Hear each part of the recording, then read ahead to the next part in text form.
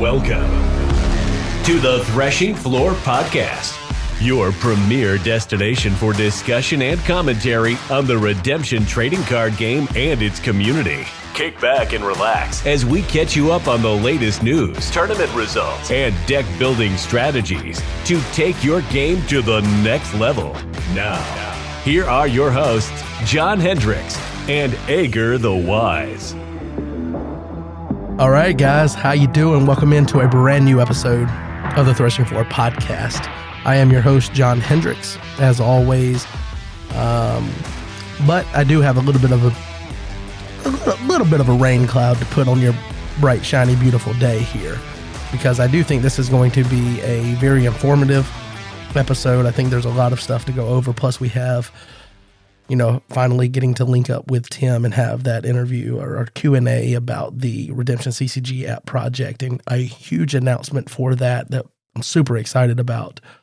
But you're going to have to deal with me solo. That's the rain cloud that's hanging over this one. I just was not able to make it work with schedules for Jake and I. And then I secondarily planned tentatively to work out and have Tim on as kind of the guest co-host throughout the entire episode, but that did not work out because, it's that time of year, baseball for the kid, and then also having the, visitation schedule and things that we're dealing with the nephew situation. I just was not able to make schedules align. So you guys are going to have to put up with me, solo me here rambling. There's no one to tell me to shut up, no one to stop me, to drive me off point. So this could either go really bad or it could be okay. I'm hoping it'll be okay. So I will start this by, sharing that this is episode number 99. So right off the top, fantastic. You know what I'm excited about? It's almost here. It's almost episode 100. But I don't want to shortchange this episode, but it's hard to, look at it and see those things and know that we've been working towards episode 100 and not be excited that we're finally knocking down it's like Christmas Eve. Christmas Eve is great, and you wait for Christmas Eve to come, but when Christmas Eve's there, now you're looking forward to Christmas Day. So, man, I hope I don't shortchange this episode anyway. But with episode 100, I do want to go ahead and give a shout out to our sponsors, Your Turn Games, Andy and Kelsey Fish. Always want to thank them for sponsoring the podcast, sponsoring other content within the game of Redemption. And, Andy does play a huge role in generating a lot of content because he's sponsoring a lot of, the main contributors for content. Not saying that Andy has his hand in every pot for content creation, but he is kind of a driving force for it. And we definitely want to thank him and Your Turn Games for choosing to do that to the betterment of the entire community. But in addition to, the shout out here for Your Turn Games, also the 100th episode, I would just like to say that we are gearing up to start distributing the 100th episide commemorative cards that we had made. It's a set of 12, and I got those in, and we had a little snafu with the QR code that I had printed on the back of the cards, being that it was an invalid one because I didn't update it after I changed directions, in my head, I changed directions on what I was going to do, but I ended up using the old card back image when I had those printed. So I pivoted and I was able to make it work. We got some square 1 inch by 1 inch labels made through my work, because we use thermal printers for shipping labels and things. So I was able to print new QR codes that actually will link you to our website, which is the goal, and not to send you to, sorry, this QR code is no longer valid. We definitely don't want that to be the look that we're getting out. So the cards have a sticker on the back. So the QR code is covered up with a sticker of the proper QR code, but they have been shipped off to Andy. He has them. He's getting ready to put something on his website about those. So it's all working together to where we're going to be able to time the debut of those cards being, or I mean, I guess the start of distribution, not debut, but the distribution of those cards along with, celebration of the 100th episode and releasing that. And I'm episode 99 here again is an important episode, and I don't want to skim over anything. So I am going to do my best here, running solo, to give you an exciting something to listen to in your car, at least, even if it's not as engaging as back and forth, because I won't pretend that I can replicate, the camaraderie that happens between me and Jake on a normal episode, or me and, a guest on, a special guest episode or anything like that. So I don't want to harp on that too much, but I'm excited that episode 99 is happening and we're able to go over some huge, this is huge for the game of Redemption. I've tried to think about what I think it means long term, and some of it I still have not fully wrapped my head around, but we've got some major announcements for the game, which is going to change kind of the outlook of what the game's going to look like moving forward, potentially even as early as next tournament season. So I want to go over those with you as part of that. So we're just going to jump right into this, and we'll run and we'll see where we end up. All right. Sit back and relax while we get you caught up on all the latest news and notes from around the game and the community. All right. And now to try to stitch together the point that I was trying to make as we move towards episode 100. This podcast project started off, obviously, there was a desire to have a podcast project. I was missing what was Top Cut Savvy for its brief time earlier in the year of 2021. But then after Nationals of 2021, it was announced that the game was going to have its first rotation, and they were also contemplating changing the reserve rule. And so those were major changes to the fabric and foundation of what Redemption as a game, at least in the meta context, people that are keeping up with the tournament scene and things, what the game looks like. And so that was part of the early on, motivation for that. Was there was a lot of changes happening all at once, and it was like, man, let's have a platform where we can talk and discuss these things, and let's be able to share our opinions, even if they're not, I never want to get into Discord or even on the boards when I was doing that, which I'm glad that's done with for the most part.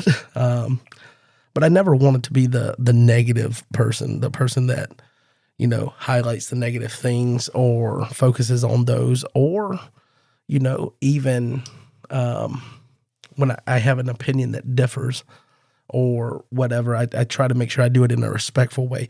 And I hope that has come through when we've done things here on the podcast. I always want to, at the forefront of everything, be respectful in how we carry ourselves. And it's especially important, I believe, in a medium like this where it's so opinion-based. Like everything I do here, yes, I can give you the objective tournament results. I can give you objective, these are the announcements for Redemption, but no one wants to, I don't know, someone out there might, but I feel like most people don't want to listen to a podcast to get just the raw objective things. They're looking for the subjective things. They want to see, what someone thinks and what someone else might think, and have differing opinions, and the exchange of ideas and opinions from both sides of the aisle on a topic can help refine how we think about it internally ourselves. And I think that's an important element of podcasting, but I think it also, if you look at the grand scheme, how podcasts have taken off the last few years, and now everybody's got a podcast. These microphones, they make them way too cheap because idiots get them, and professionals alike. And so you have a range of, a very dynamic spectrum of personalities that get into podcasting. And I think there's a lot of times where respect and politeness and trying to do things the right way goes by the wayside for hot takes and trying to, just get reactions and things. And even though I want this to be a place where we can freely and openly share our opinions and things, I want to do it in a manner that we're maintaining respect and not, I don't care about gaining extra views or listens or downloads, whatever, however you track it. Different podcast libraries call it different things, but I don't want to gain those things at the detriment of being respectful or whatnot. So I hope that's come through in the podcast and things. But I wanted initially for us to have a place to discuss those things. And if you have a differing opinion, sometimes it doesn't come through greatly through a text-based medium, which is, like Discord and on the boards and things. So you could say something and mean it with respect and things, and it just come across the wrong way. And I feel like podcasting, where you have a microphone, you have your voice, and you have your wide range of, ability to share emotion through your voice and things, I think gives you the chance to make sure things come across in a better way. So that was a bit of motivation for the podcast early on. And as we get ready to do episode 100 coming up, it's cool that these big major changes have been announced, because it's almost like cycling back to the beginning of this podcast and why it was originally thought up and put into motion because of big changes to the game. And now we have another round of big changes. So I think that kind of almost feels like a full circle thing. So we're going to go over these announcements. I'm going to read them verbatim, and then I'll give some very minimal feedback on them, because two reasons is because I'm still formulating my thoughts on how I feel about them, and I don't want to. I've learned that sometimes I can be an emotional responder, and it's kind of the pros and cons of being a passionate person. I feel like I am a very passionate person. I think that comes across. Most people would agree with that. But that passion can easily betray you a little bit.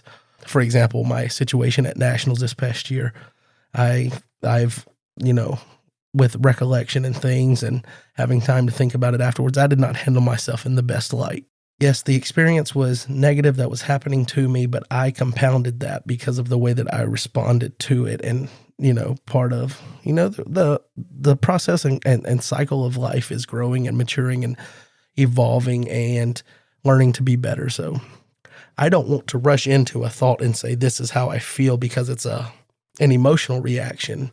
So I'm still thinking about things analytically and trying to give deep thought into how they are going to play out over the long term. So I'm going to keep my responses and my thoughts here minimal for that reason, but also because I'm hoping to be able to link up with a couple of elders potentially to go over these changes on episode 100.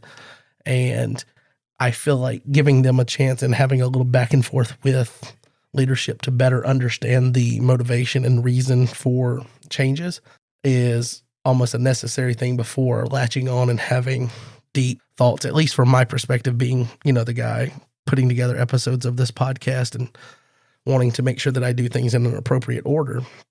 If I'm going to have them on to talk about it, it seems silly for me to latch on and try to come up with concrete, this is how I feel about things, before having that open conversation. So keeping an open mind is basically what I'm trying to say. And see, I think at this point we can already see that I may ramble a little bit being solo now, so I'm sorry. But Red Dragon Thorn, who is a John Early, put out this announcement, and this was on April 10th. And he said, we're excited to announce that Redemption will follow a standard rotation schedule every 2 years, beginning at the start of the 2027 and 2028 tournament season. In August of 2027, the following sets will rotate out of limited categories and only be legal in unlimited. Okay, so before I read these sets that are rotating out, limited and unlimited, that's the first thing here. Well, second thing, rotation schedule. So this is the next step in rotation for the game. It's starting in the next tournament season. So August 2027 is following Nationals. So it kicks off the start up toward the next season. And and limited and unlimited. So it seems like what is classic now is being completely transformed into unlimited. I think that's a safe way to put it. What is known as classic now is what will be unlimited, and what is known as rotation now is going to be limited. Limited is the smaller card pool with more recent sets. Unlimited is potentially the full card pool minus. We'll get into it. But the sets that are rotating out are 4th edition starter decks. That's the I and J starter decks. The I and J plus cards, which was when they were repackaged as IJ with room for extra cards, and they put those extra cards in. I believe one was Philistine Outpost, Judge's Seat, Denarius, the First, Lost Soul, and then New Jerusalem, maybe. I could be wrong. There could be another one, but at least 5 cards. So those will rotate out. Then the 10-26 cards. That's your Scattered, your, what's another card in there? Solomon's Temple, I think. Or not Solomon, maybe Solomon's Temple, but then like Temple Dedication, those things from the 10s going bye-bye. Also, of big importance is potentially the Foreign Wives. So that would leave Foreign Wives in the limited card pool, but just with the promo version, maybe. Again, I'll read the next part. The Early Church, the Persecuted Church, Cloud of Witnesses, and Revelation of John. Okay. And then it says a small number of promos and fundraiser cards may be banned in limited categories when the standard version of that card rotates with the original set with which it was released. Details still to come. So again, we don't have a full picture of everything. So finer details like this, they're leaving the door open for them to, finalize them later. But Foreign Wives, I gave that as an example. If it rotates out with 1026, then potentially the fundraiser promo, side event promo of that card would also rotate out. Again, that's not set in stone because details still to come. And it just says it may. And then in August of 2029, so every 2 years, like it said at the beginning, in August 2029, the following sets will rotate out of limited categories and only be legal in unlimited. That's Fall of Man, Prophecies of Christ, Lineage of Christ, Gospel of Christ. All promos and fundraiser cards without a date in the copyright line of the card. So, for example, if your promo says copyright Cactus Game Design, it will at this point be rotated out. If it says copyright 2025 Cactus Game Design, then it would stay. And it says details are still being worked out, but following the schedule, we expect the August 2031 rotation to include Israel's Deliverance starter decks, K&L, Israel's Rebellion, Israel's Inheritance, all promos up to a specific date in the copyright line. So at that point, they could say 28, 27, 29, whatever date or year that they decide. And then it says more details will be shared during the 2026 to 2027 season, but we want to give this information to players now so that you can prepare for these changes. So, boom, mind-blowing, right? The game of Redemption is changing dramatically because now there was such a lightning bolt in the community when rotation was announced. I think it was mostly positive, but there was a lot of old stalwarts that was like, man, I've always played with these cards. I've always had these cards, and now you're not really supporting, play with that. Yeah, at lower level tournaments, you can have Classic, but it wasn't really supported. And now we have them talking about a rotation schedule. So this as its own thing would just create so many questions. It does create questions. It creates questions, emotional responses. Not from me, though. Not yet. And then it creates, analytical thoughts and what does this look like in a couple of years? And, after they get through some cycles of rotation and things. Thankfully, this was not on its own for an announcement. Shortly after, Tyler shared another announcement. And I think you have to, match these two things up, marry them together to kind of get a full picture of what the game's going to look like moving forward. So Tyler, a few minutes later, after this announcement are actually, according to the timestamp, these were at the exact same time. So I guess they were maybe on the phone and was like, all right, I submitted. Now you submit. I don't remember. I remember seeing them and they were both already posted. But it says, we're excited to share with you some changes for the 2026 to 2027 tournament season. These changes will not take effect until after Nationals 2026, but we want to get the information to you now so players can begin making preparations. I love that this game, in my short time with it, has become so aware of the impact of announcements like this on this large of a scale, to where a lot of these are happening with advance notice. You know, even if you go back to the reserve rule where they were like, we're thinking about changing this. Now, we didn't get a lot of heads up that rotation was happening right after Nationals that year. And it seems like with this, they've taken that as a learning opportunity. They're not going to get everything perfect. Like, to this day, I'm still upset with the way that we found out that Top Cut was not really going to be an option moving forward at Nationals.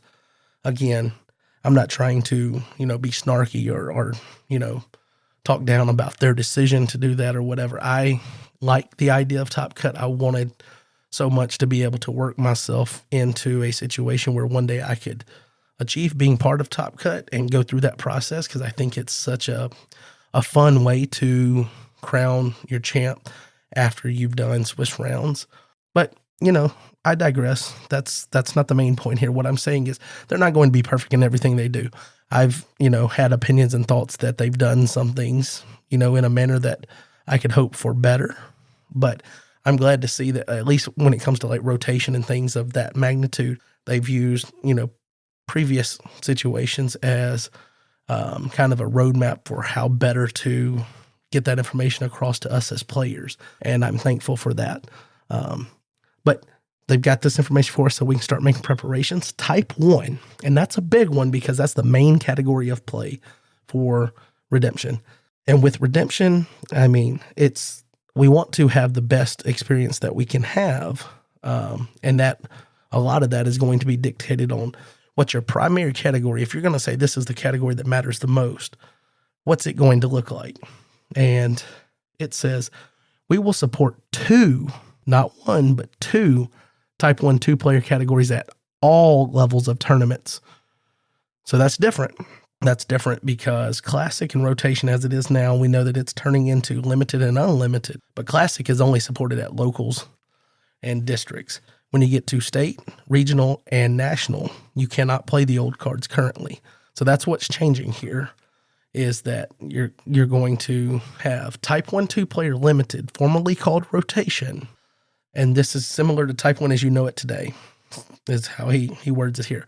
That's going to be offered as a category. And then Type 1 2-player Unlimited, formerly called Classic. This format will support the pool of all cards released in the game. It will be available at all levels of tournaments, including state, regional, and national tournaments. So what we have here is we have a decision by Leadership and Cactus to continue curating a more... Okay, I'll just use the name of the category, a more limited experience of play for Type 1 by having, they can curate that and it's only a smaller pool of cards, which makes it potentially easier for new players to jump in. But the big difference here is that they're choosing to support the Classic format, not as Classic, but as Unlimited. And so now it'll be available all the way up to Nationals. So Nationals will have 2 Type 1 categories. It says teams will undergo some adjustments, which are still being vetted by the Elder team. More details to come. So they let you know we've done some stuff, and we still have some stuff we're working on, like in John's post. So more details to come. But this is another one because it's kind of baked in here. But this is the death of the 100-card Type 1 decks. Because all Type 1 categories will now be a deck size of 50 to 70 cards. So you can slide that scale where you have to add extra souls, doms.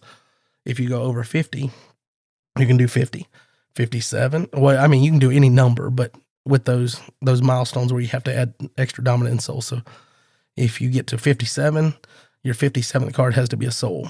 If you get to 63, your 63rd card has to be a soul. If you get to 70, your 70th card has to be a lost soul. And then, of course, with each lost soul, you can have an equal number of dominants. So theoretically, if you went to 57, your 56th and 57th card would be a dominant and a lost soul. Now, type 2. Type 2 is something that I've never had any desire to get into, but let's see what they're doing here. Type 2 2-player will undergo some changes to simplify the deck building rules and make the format more accessible to players. The format will continue to use the limited card pool. So there's no mention of unlimited type 2. I guess that's just kind of I feel like that's a little bit of an indictment on how crazy you could get with type 2 with the unlimited card pool.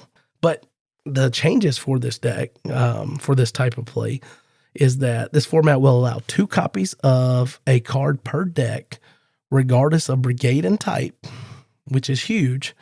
Everything's limited to 2. No more trying to figure out if you can have 2, 3, 4, whatever, regardless of brigade and type, except for dominance and lost souls. So no longer do they get to double up on lost souls, and the dominants they have to be unique. And those are limited to 1 copy per deck. Decks will continue to require a balance of good and evil cards. So if you have neutral, those don't really count. They're just kind of in the middle. But however many good cards you have to have as many equal cards. So that will continue. They're also changing the deck limits, and it must be between 100 and 140 cards. The reserve size will increase from 15 to 20 cards. And it was at this point that I kind of picked up on the drive here, 15 to 20 cards. And so you go 50 to 70 for type 1. You go 100 to 140 for type 2. Type 2 can have 2 copies of each card except for souls and dominants. Type 1 can have 1. And then the reserve is 10 in type 1. You double that to 20 for type 2. So they're setting it up. It seems intentional to make it be almost an exact duplicate of or double copy of type 1. So where you have type 1, what it is now, and it can go a scale all the way up to 100, but then I think it can go up to 150, but then you turn around, type 2 can be 100 generally. So this will kind of make it a double. So type 2 is literally just almost type 1 times 2. Experience credit will no longer be used in type 2. So my boy Brian Jones is, I'm sure, happy about that. If nothing else, than to just say he was one leading the charge for the death of experience credit. So no more little gemstones on your cards or dice or whatever you choose to use. All constructed categories, and this is a huge one. I think this really showcases the fact that leadership and redemption and Rob signing off on these changes are being involved in them. I don't know what the level of that is. Hopefully we can check in with the elders when we have them on, but we have a situation or a line here in this that is something that, I mean, is honestly refreshing for redemption. But it says all constructed categories will support a unique band list tailored to that category. So teams will have its own band list for cards that just don't work in teams or that are overbearing in teams. You will have type 2 has its own band list. Type 1 unlimited has its own, and then type 1 limited its own. I know I could just reiterate that they're all unique instead of naming off each category, but I'm already trying to train my mind to think about the fact that we have 4 constructed categories now. Type 1, teams, type 2. So bear with me as I do that. And then it says more details will be coming between now and August 2026 when these changes begin. So I am excited to know that this is a situation where we have a little bit of clarity now, and we have time and space to get more clarity as we move forward before these changes are enacted. That way, when they do happen, we're ready to hit the ground running as a community instead of having to be reactive and catch up to the changes, if that makes sense. So, I'm again, I'm keeping it minimal, what I say here. I do have some thoughts. I'm excited about what we could have for, the unlimited stuff. And this was a question that I had because I'm thinking about, hey, it'd be cool to go ahead and start tinkering with some deck list and things. But it's hard to get over that mental hump of not knowing what's going to be on the ban list. So I shared this, and I don't know if this response was or this decision was made in response to the question, or if they already had this information, was just looking for the opportune time to share it. But apparently we're going Wild West for the first year of Unlimited. That's already been said. So for the first year, so for the 2026 to 2027 season for Unlimited, every card is going to be legal to play.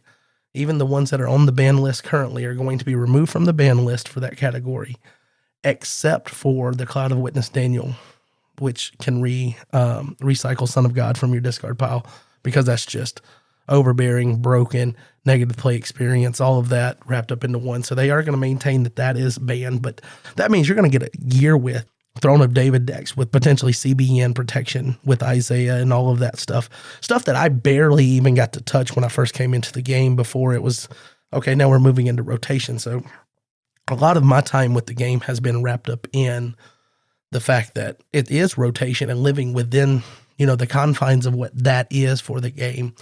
So there's going to be a lot of things for me to explore that, I didn't really get to do a deep exploration of when I first got into the game, because shortly after I got into it after Nats in 2019 and after Nats 2021, 2 years later, you had rotation. But in between that, there wasn't a lot of redemption happening at a lot of places because of COVID. So I'm excited. You get creation of the world and what you can do out of the creation shell. You get potentially some crazy judges things, because judges are, they've always been good. Samuel coming back, dude. Samuel has returned at least for 1 year. And then you have all of that. You have the disciple stuff now, where disciples are actually pretty solid. And then you can also, mix and match them with the disciples from previous, which I believe there's one, if I'm remembering correctly, that makes enhancement CBN, and allows you to randomly play blue things, because I think it's Thomas, and he's blue. So that, I don't know what you can do with that, but it seems interesting to explore. I think there's the Daniel deck with Foretelling Angel not banned is going to be a little kind of insane. So I don't really know what to make of that early on. But I'm excited for testing that out. And then for what Type 1 Limited is going to be, I'm excited that there's going to be a format that, to me, if I forecast into the future a little bit, it feels like it's going to be easier for new players to jump into that category. So we're going to have kind of a place for new players to land where they're not dealing with all of the potential craziness that exists, that is fun and can be fun for established players in the unlimited category, but you're going to almost offer that space so that new players don't have to deal with that immediately, because, playing John Early in Unlimited as one of your first tournament games or something, I could see a player getting, we've heard reports before that Redemption has kind of had a negative first impression on people. So it wouldn't surprise if that happened again, if you bring all those cards back, because there's a reason those cards were handled in the way that they were. So I think that's something you just kind of have to pick and choose and live with. The other thing I've got for recent news, and that's all I'm going to talk about, right now about that. I know that you guys probably want more discussion on that and potentially opinions and things. And I wish Jake was here and we could toss it up and things, but I'm going to wait to do that with him and hopefully with, Tyler and maybe John on episode 100, figure out how we can, parse that together and make that happen. But the other thing I have here for news and notes before we move on to talking about Nationals a little bit is Redemption with Jaden this week. So I'm hoping that this comes out. I got to break down that fourth wall, whether Jake's here or not, but I'm hoping that this episode comes out on the front side of Jaden's video. So I'm hoping that this comes out. I'm shooting for midday Wednesday. So midday Wednesday, and then on Thursday, Redemption with Jaden. And I'm just going to go ahead and let you know what Jaden's going to be sharing with you because I played Jaden in Lackey Grand Prix. That's all I'm going to say as far as that goes. But it was a game. I'll tell you that. It was a game. I can't say it was a great game. I can't say it was I can't say that it's showcasing the fun aspects of Redemption or anything, or our two great players just slugging it out or anything like that. But it was a game. But somewhere in that, I'm just gonna go ahead and lay this Easter egg. If you're listening to my probably incoherent babbling this far in, like this clock says that I'm already like 38 minutes in, and I'm just rambling with myself, and I'm on the first section of news and notes on this outline that I have for you guys. But if you're hanging out here, I'm just going to go ahead and let you know that when that video drops at noon tomorrow or noon on Thursday, if you listen to this afterwards, Jaden's video is already out, but there is a fun something baked into his episode somewhere in it. I won't tell you where it's at, but somewhere in there is going to be something that you're going to want to observe. So when he publishes and submits, when it publishes, I guess he's already submitted. He usually does it where it's timed and released based on a schedule. But whenever that comes out and goes live, go and check it out. That's all I'm going to say. All right. So the next thing I'd like to turn our attention to is the road to Nationals. And this is something that I've definitely got to get one of those fancy sound bites for. But the road to Nationals, we're 85 days away here at the time of recording from not the Thursday that starts Nationals, but for the Wednesday evening, because we are planning on doing some things that, are not common with Nationals by having that Wednesday night be our Wednesday evening be part of kind of the experience of Nationals. We've got plans to put together from within the community a worship band and do a set of a few songs, and then have potentially someone in the Redemption community, maybe someone that used to be a big time player that's been away for a couple of years, or at least for the better part of the last year and a half ish, come and speak. I'm not sure if I'm supposed to share that or not, so I'm not going to name drop here, but we have that. We also have the fact, we've told you a couple of times now that the pre-registration is live, and the only reason we keep pushing for you to pre-register if you know you're coming is that custom name tag that we want to get people. So it has a photo of them, a photo or a picture of something that they like, that they enjoy as part of that name tag that will be used for the event. But the deadline is June 1st for that. So that's the reason we keep pushing that, not just so that we can try to drive numbers up, even though it would be nice to drive numbers up. So get your butt over there and register, okay? But we do have the, normal side event that runs at most Nationals, and that is the Ironman side event. It's going to be hosted by Your Turn Games. It'd be interesting to see if any changes to how that's ran will be done in light of the new changes to the formats coming up for next year. Maybe that's a way to kind of test some things out. I don't know. I don't know if Andy's got any plans to alter that in light of these latest announcements, but it's possible. Just a thought that I had there. I'm not trying to say that he needs to do that or anything.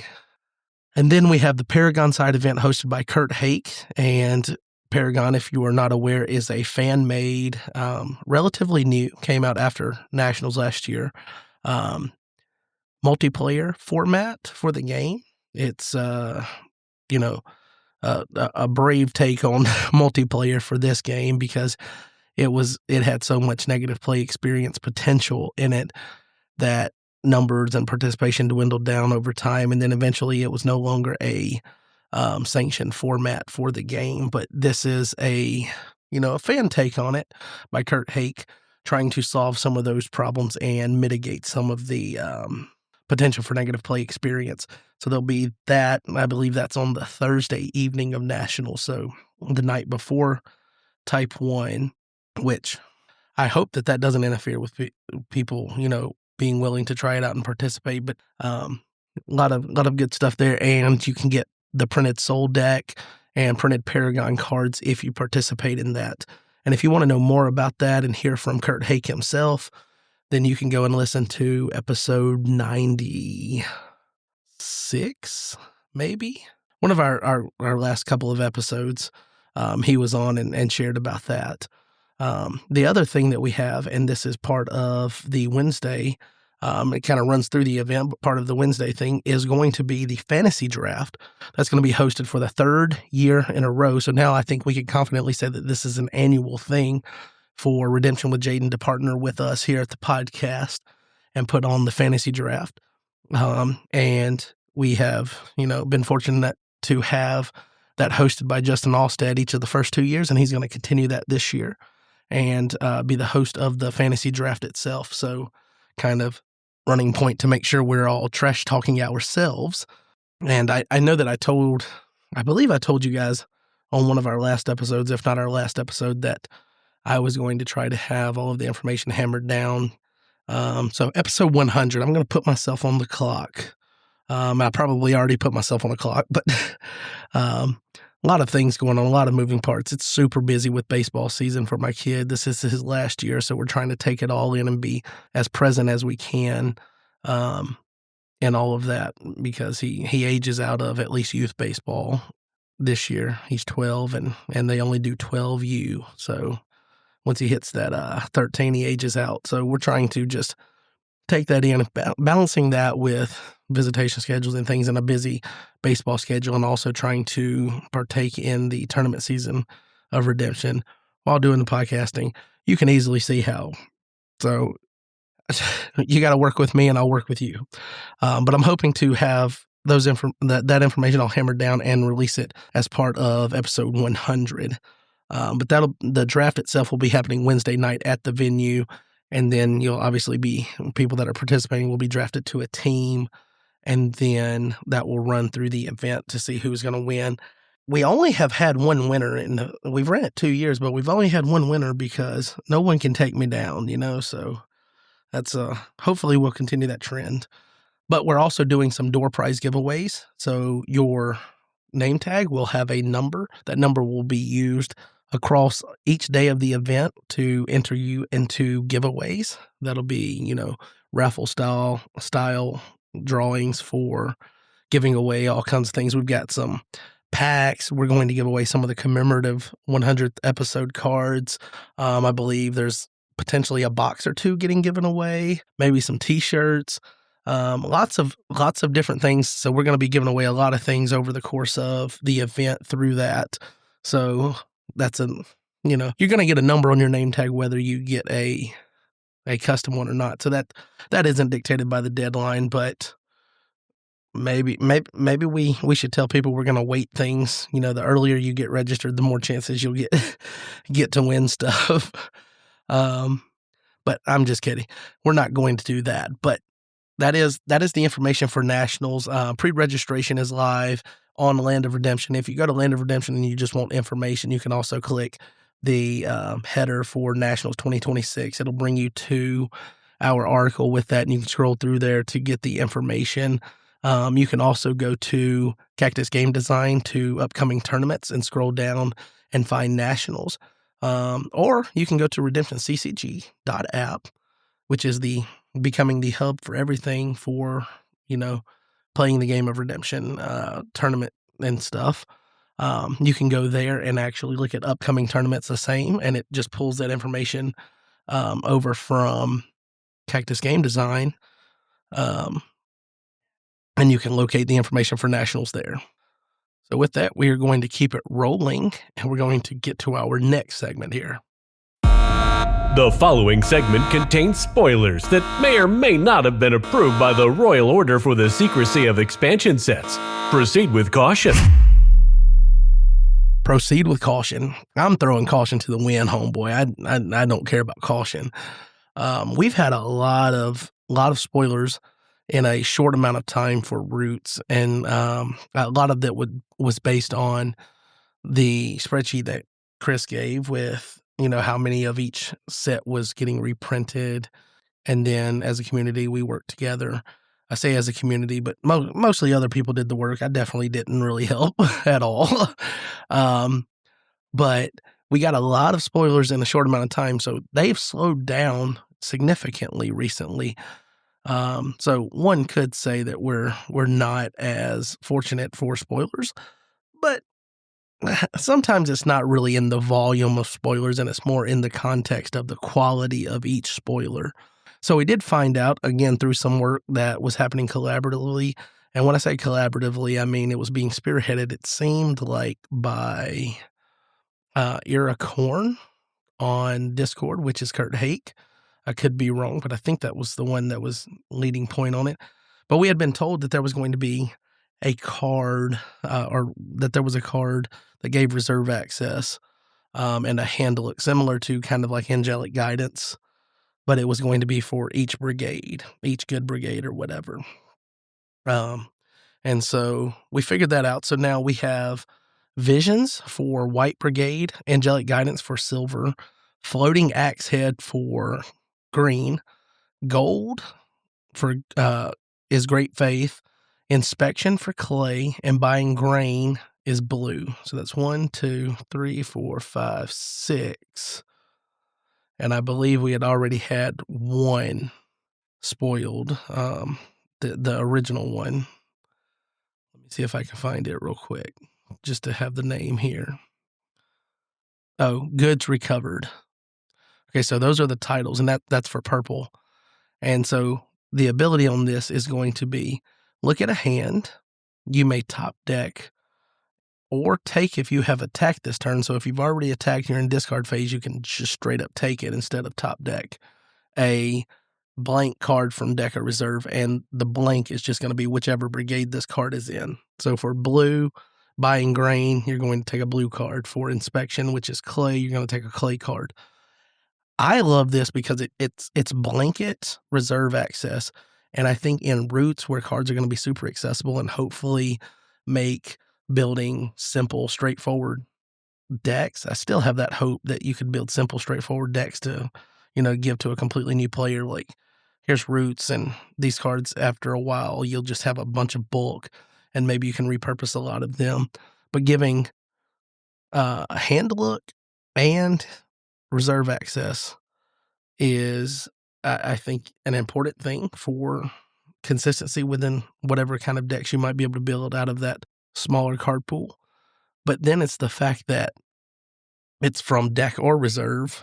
So it's not just reserve access. It's a hand look, and then it's not New Testament or Old Testament. I think a lot of cards lately have been limited to a Testament or one or the other.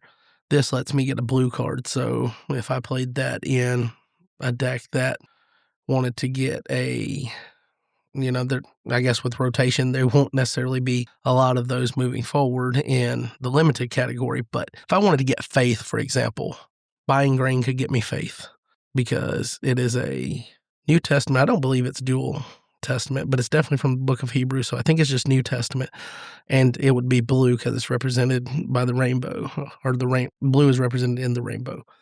So that's a cool suite of cards there. And then we've got Breaking the Covenant. This was one that was just shared just a couple of days ago.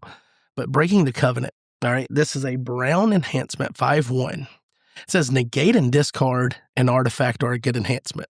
Great. I can negate and discard a neutral card, a neutral artifact, or a good enhancement. That's cool because there's a lot of niche ways that people are trying to put people into SI with neutral cards. It targets that. It's kind of cool. So this answers potentially like A-bomb off of Perplex. Is it Perplex? No. Whatever the other dominant is that plays it. But after that, it says discard all cards that share a book with that card. Negate and discard an artifact or a good enhancement. So you target that. Then discard all cards that share a book with that card. You talk about a board wipe. This can work across the aisle. It could be heroes, neutral cards, not souls, because it doesn't explicitly target souls. So those would be not targeted in this, but neutral cards that are of that book that are not souls. This looks like a fun card for a Hasaurus, or however you want to say that, daddy dinosaur guy, the Persian, to go and get a card. If they have board advantage, play it. You could potentially play this, and if you had a negate or two to back it up to make sure it pushes through, could be wild. Could be wild, especially one of those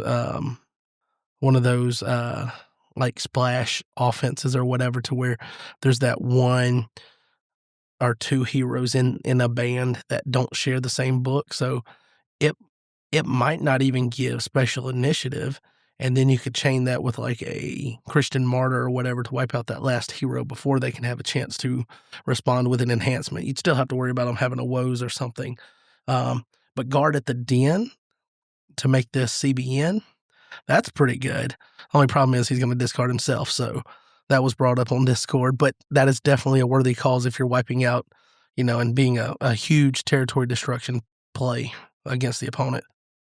But the cream of the crop, as Macho Man Randy Savage will say, the cream of the crop is definitely the first Nationals promo that has been spoiled.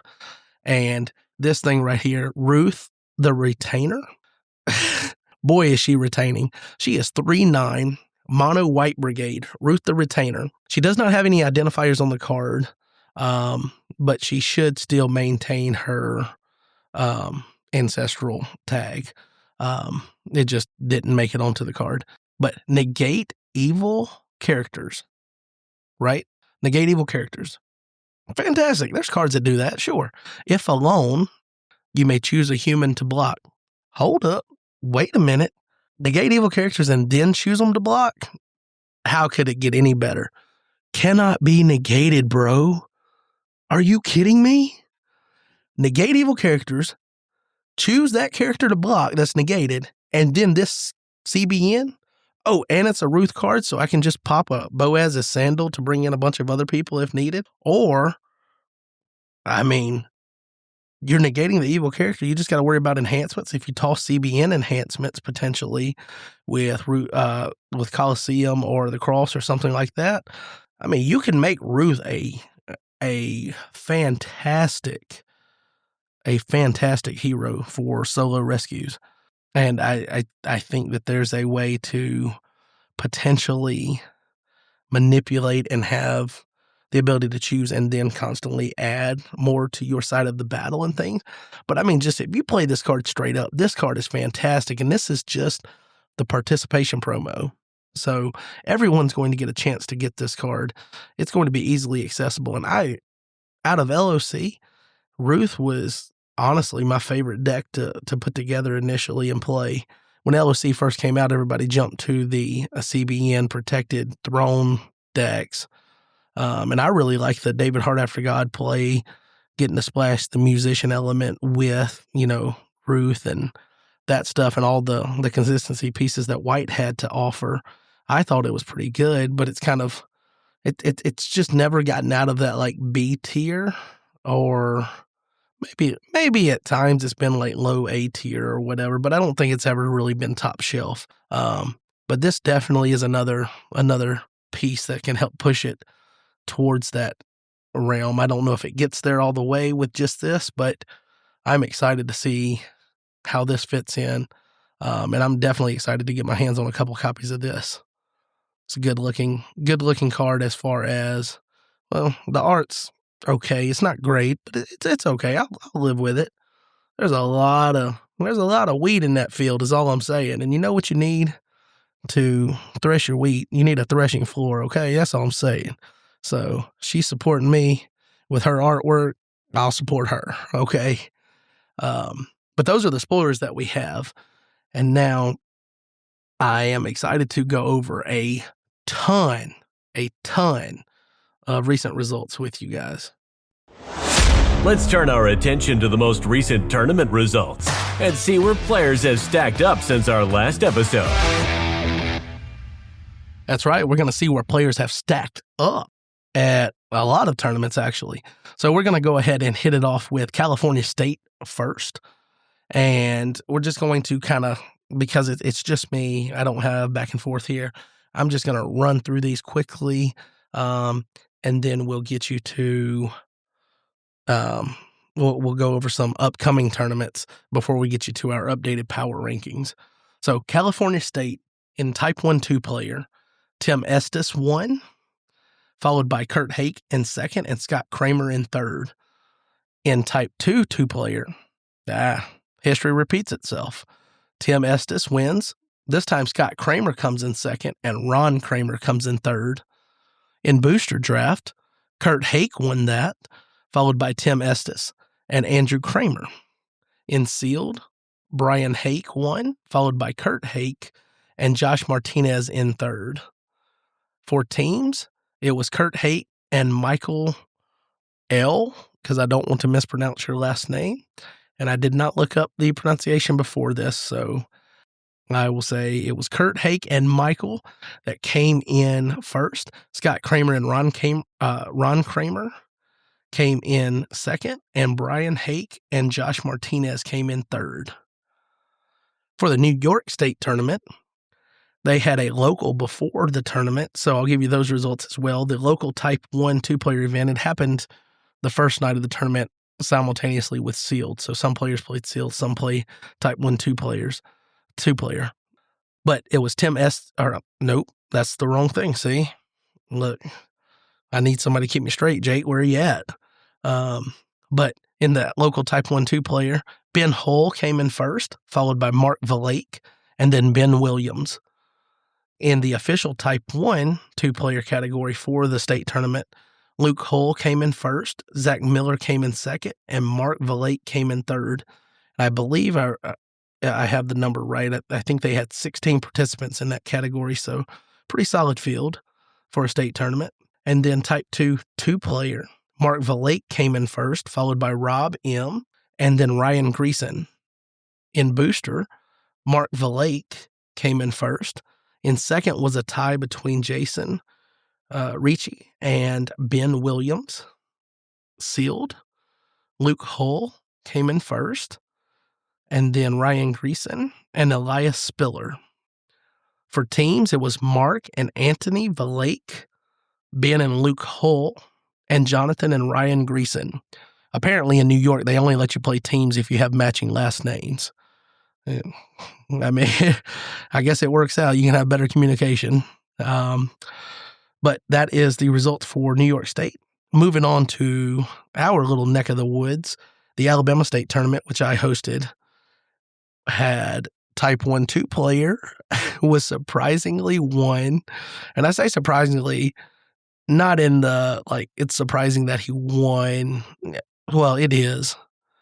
But also the fact that he forgot to put Son of God in his deck. But Chris Fashman, congratulations, Chris. I don't know how you did it, but you did it. Chris Fashman, followed by Luke Anderson, and then Sam Tierce. Type 2 2-player, Jeremy Chambers won, followed by Chris Fashman, and then Philip Anderson. Booster was won by Jeremy Chambers, followed by Philip Anderson, and then Luke Anderson. And then Sealed, Philip Anderson won that, followed by Abigail Chambers, Y'all catch that? Abigail Chambers. So Jeremy just recently got married. Congratulations, Jeremy, right here on the podcast for you. But then he brought his wife to the state tournament, and she actually played sealed and placed second, which is pretty cool. And then Chris Bashman placed third. We did not have enough interest to run teams. I had a deck built. Keegan wanted to play, but no one else wanted to lose to us. So we didn't run the category, so no teams results here. That same weekend that we did the Alabama State Tournament, and I think it was the same weekend of the New York State Tournament. Actually, I could be wrong. It could have been a week after. But the Type 2 only was ran at the same time that Alabama State was ran. And for the official Type 2 two-player category there, not the multiplayer cube thing or whatever, I don't have enough. I can't even imagine having enough patience to think about other people playing that and have enough patience for that. But anyway, Jaden Alstead won the Type 2 category, followed by Maxwell Graff and then Justin Alstead, which was kind of nice to see Maxwell getting the place there. He's been doing well in, the standard Type 1 stuff that they've done the last year plus, and now at the Type 2 only, being able to at least jump ahead of one Alstead. Maybe one day he'll be there to where he can jump ahead of both Alsteads. That's a tall order for anyone. And then we had our first regional tournament of the year this past weekend, and that was the Northeast Regional Tournament.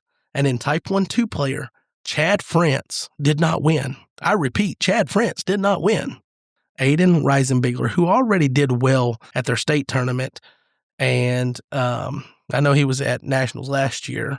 I want to say the year before as well, but he came in first. He beat Chad earlier, not in the final round, but in one of the earlier rounds. Chad ended up finishing second, and then Alan Gonzalez finished in third. In Type 2 two-player, Aiden Reisenbigler. So he won both of the main constructed categories here.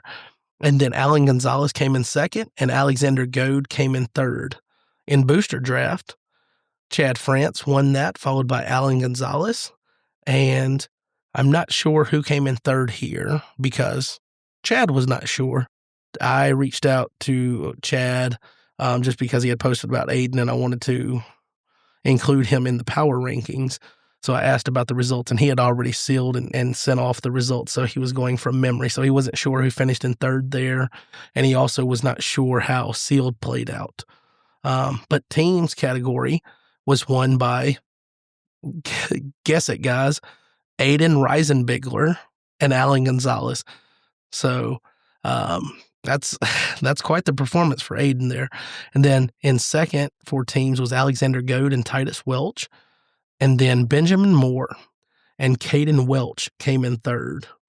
Also, we had this past weekend the Connecticut State Tournament. And for Type 1 two-player, that was won by Micah Rex. On the Discord, he's Rex like Dino? I don't know, but whatever it is, he came in first here, followed by Charles Loria, the new owner of Three Lions Gaming, and then Joe Roberts. In Type 2 two-player, Emmanuel Echevarria continued his hot streak here for the tournament season, followed by Joe Roberts and then John Michalesian. In booster, Emmanuel won that, and in second was a tie between Charles Loria and Micah Rex. And then sealed, Joe Roberts came in first, followed by John Michalesian. So presumably they only had two players for that. And there is no team results. So it looks like they did not run teams. So now we're going to, before we jump into the power rankings and get you the update there, I want to go and just highlight some upcoming tournaments for the next couple of weeks. I'm not sure when we will get episode 100 in. So we like to spotlight the state and regional tournaments that are coming up because those are the big ones as far as RNRS points go, and then also trying to figure out what the meta is as it shapes up and things like that. So we've got on May 8th and 9th in Knoxville, Tennessee, we've got a state tournament there at the Fashman residence, which is Chris Fashman, obviously. If you didn't put that together, Crash Fash. And then that's going to start at 6 p.m. on Friday night, and then 8 a.m. on Saturday. The door fee is $10.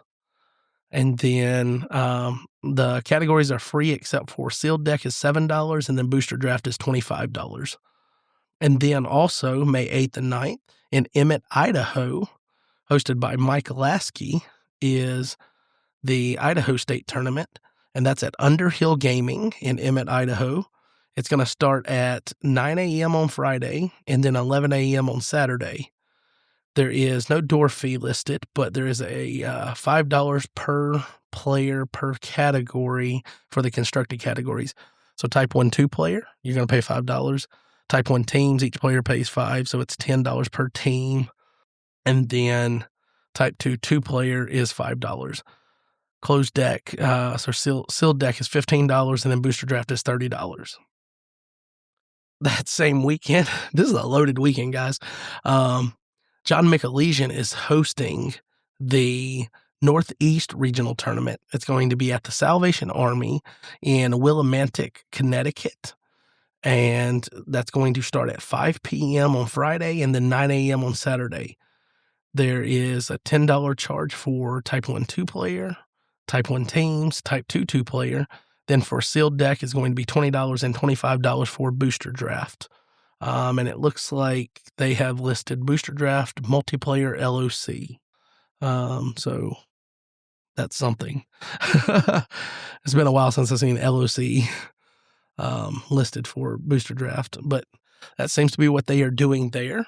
And those are the upcoming tournaments as far as state and regionals go until, toward the end of May. And hopefully we'll have an episode in before then so we can spotlight those closer to the time.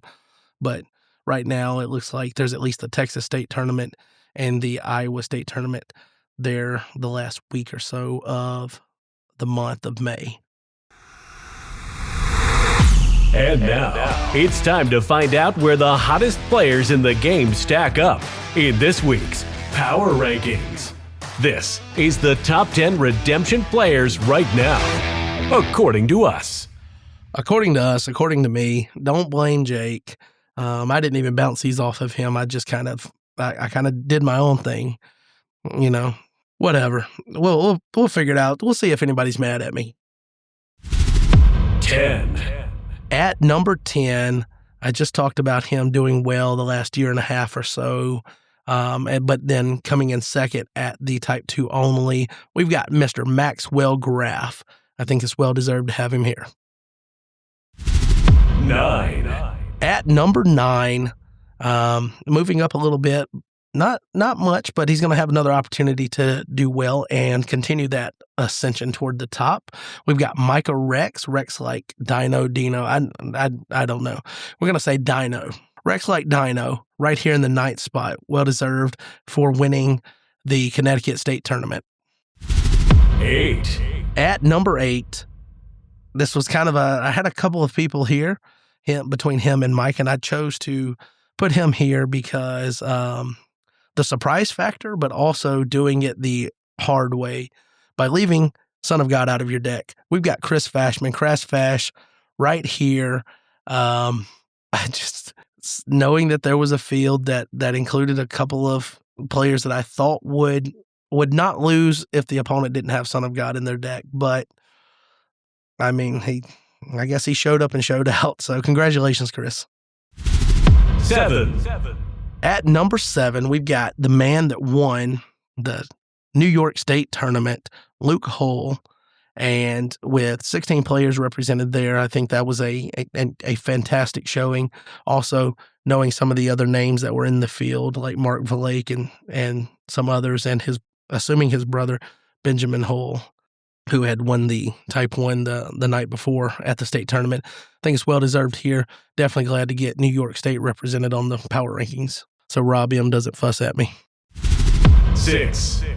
At number 6, this is someone that was well-deserved to be here last time we did the Power Rankings when we debuted him for the tournament season, but I did not have the tournament results from the state tournament that he had attended and won.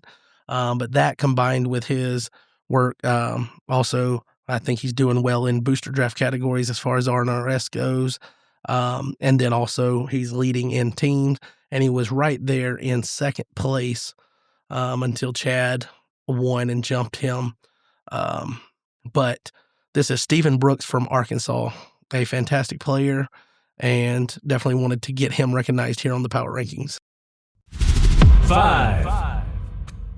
At number 5, even though he fell from the top spot, he's still been doing well this tournament season. The most recent Lackey Grand Prix winner, as we haven't quite gotten to Top Cut for Lackey Grand Prix 28, is Chad France. So we're going to keep him here at number 5. 4. At number 4, this one was tough. I wanted to potentially move him up another spot, and maybe I should have, but I've got Mr. Rising Star himself, Ryzen Bigler. Is that too much of a dad joke reach? We've got Aiden Reisenbigler here, who did well at the state tournament for Oregon, but then also, he crushed it at the regional there, taking down Chad, finally beating his arch nemesis, his teacher and all of that. But Aiden Reisenbigler, well-deserved to be here. We've got you at number 4 on the Power Rankings. 3. At number 3, we've got the stalwart of the rankings, not really much to write home about. He's here. That's what he does. His staying power is great. We've got Jaden Alstead, the jailer, who just so happened to win the Type 2 only. He is staying put here on the rankings at number 3. 2. Number 2, with a state tournament to his title now in both Type 1 and Type 2. It was easy to move him up, and he's the man of the hour for this episode, considering we're talking with him later on and having a big announcement with him. We've got Mr. Tim Estes, Mr. BaboonyTim, in number 2. 1. At number 1, well-deserved, I think, to give it to him here. And he's a cool guy to hang out with and things, so maybe he gets a little bit of a boost from that. But we've got Emmanuel Echevarria, E-Man, as he has continued his Type 2 dominance so far, winning the Kentucky State Tournament and then also winning the Connecticut State Tournament. And he's up there in the rankings as well. So we're going to give him a spotlight here at number 1. So, E-Man, you can't say that I don't put you in the rankings anymore, okay? Those jokes were cool for like the first year of the Power Rankings, but now you got to drop them because you've made it all the way. You've ascended to the top spot. So we're going to expect great things for you coming up for that on the 8th and 9th there in Willimantic, Connecticut at your regional tournament. But well-deserved to be here. Congratulations to everyone that made the list. It was hard to fit everyone on there because we had so many results to go over at one time. So it caused a lot of shifting. I'm sure I'm going to get fussed at a little bit somehow by Justin, not being on the Power Rankings. But I feel like we're good to reward the people that were on here. So there we are, and we will figure out how things work as we continue to move forward with it, or how things go as we continue to move forward in tournament season. So if you guys, again, want to make sure that you are considered in these Power Rankings and things, I have to have the result, and I'm trying my best not to reach out and bombard tournament hosts and ask over and over for results. So if you are hosting a tournament, or if you are playing and you want to be included in these Power Rankings, then, either get the results and share them with me, or have your people that are hosting the tournament, tell them that you want to have the results submitted or whatever. I can't force people to share results, but we do have to have those in order to try to be as accurate as possible. Again, with our own subjectivity and things, not objectivity for that. But that's what we've got. And now we'll get you into the deck of the week. This week's Deck of the Week is presented by Your Turn Games. Join us as we take a deeper look at a deck that has sparked our interest and spotlight the mind behind it.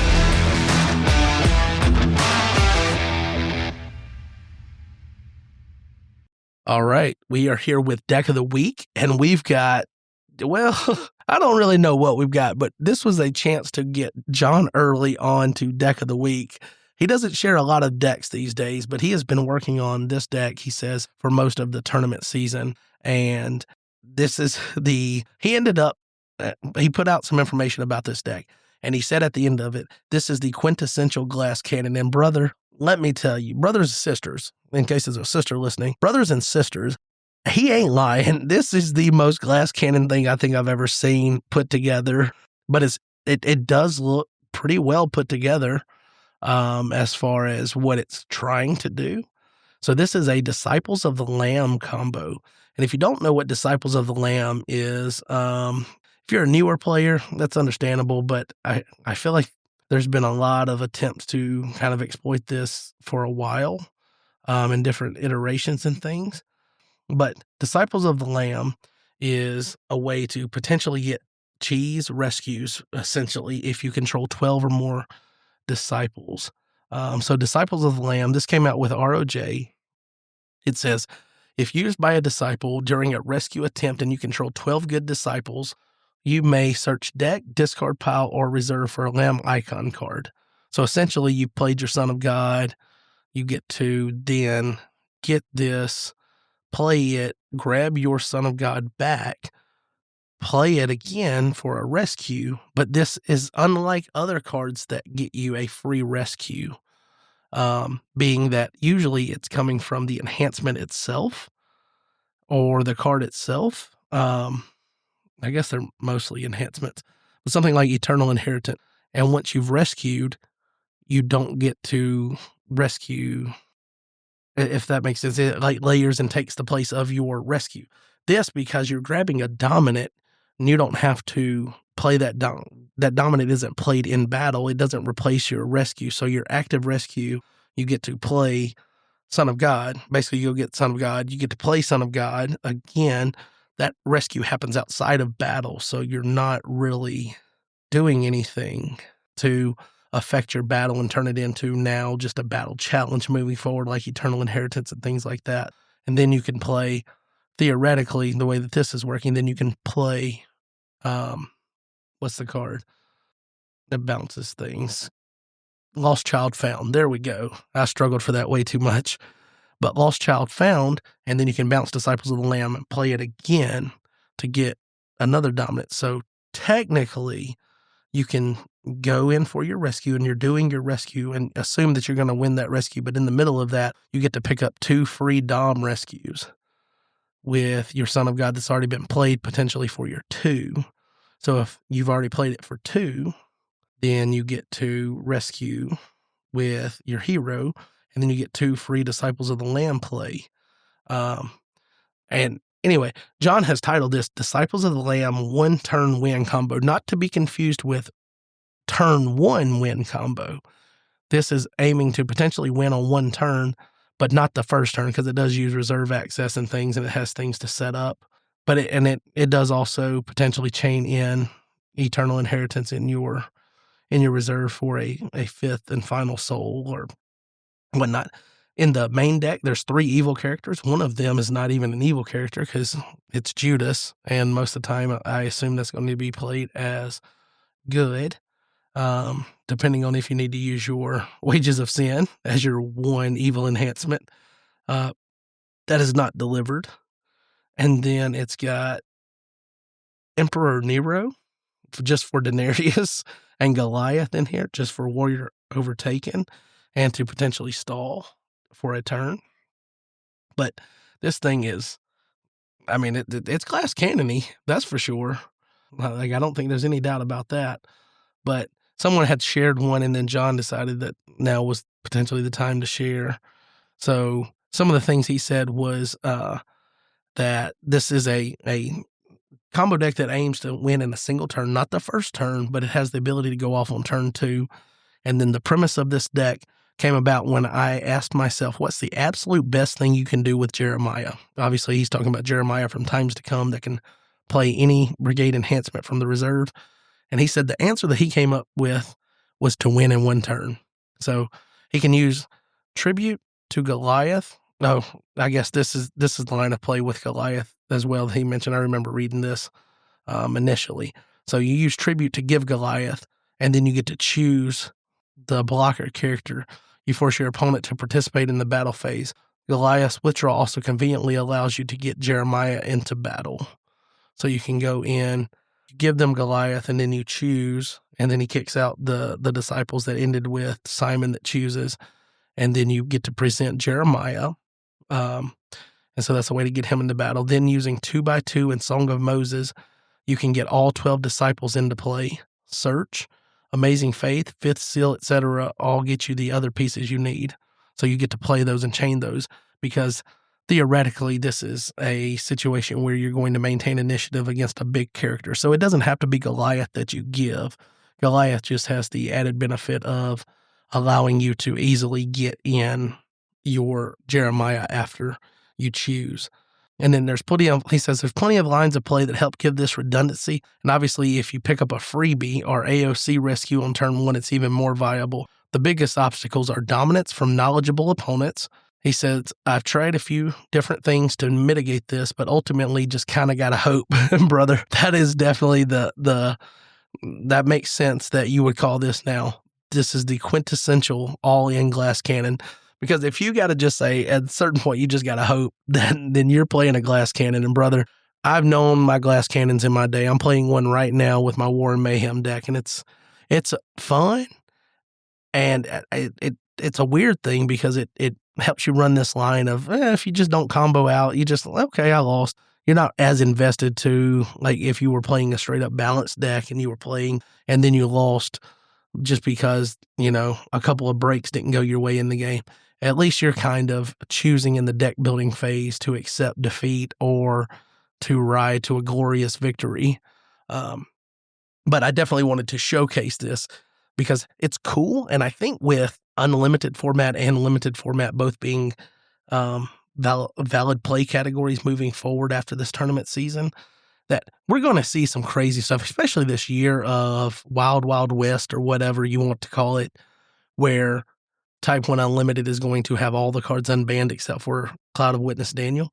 I think that means that you're going to see a lot of crazy combo decks, a good blend of just stalwart, pushing a rescue with protected CBN protection and things.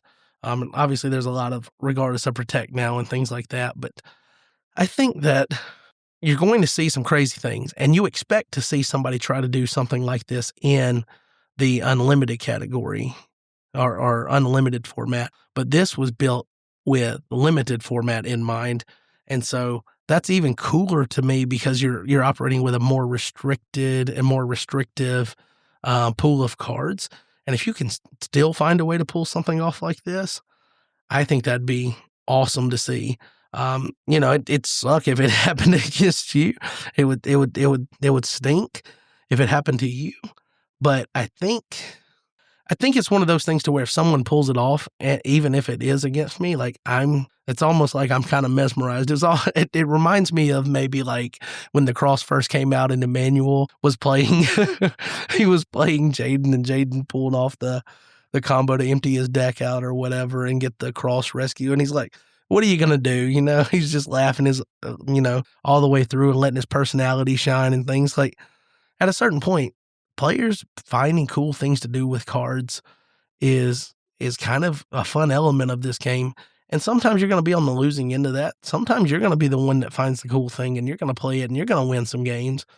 So I think it's a ebb and flow and definitely a give and take with that. And like this goes, I mean, you get rid of one or two cards. Somehow you have I'll never forget when the Widow combo first came out, John had hinted that there was some deck that he had that he thought was pretty strong. And he wanted to play me in a game. And it was weird because John doesn't usually seek out pickup games unless he's wanting to tinker with some kind of combo deck.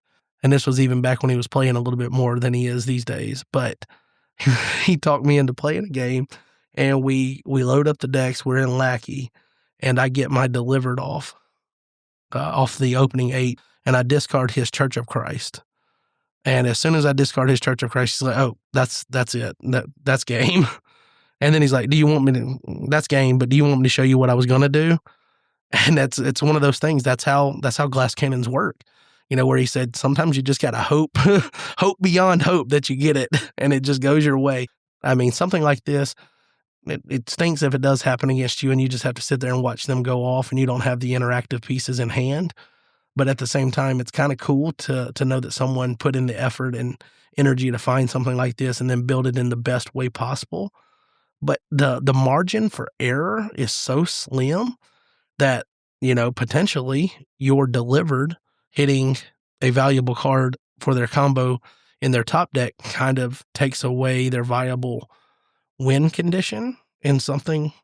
This one probably can try to fight it off a little bit because disciples are good on their own, and he's got some backup ways to do things, potentially to string it out and try to get some wins.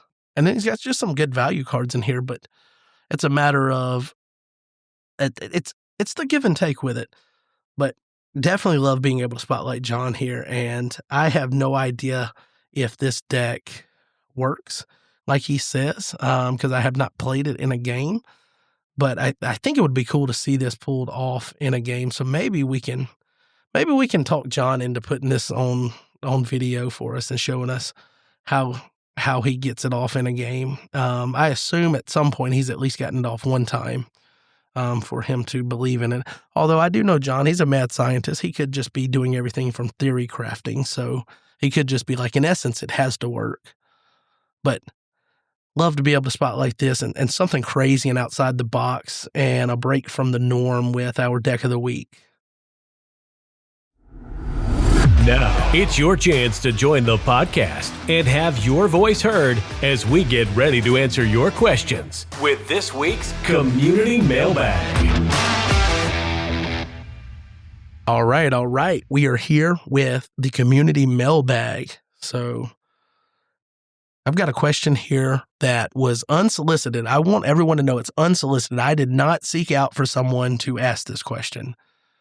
But we've got a question from Jordan Stoltz, and it says, is blue good this year? Does First Animals put it over the top?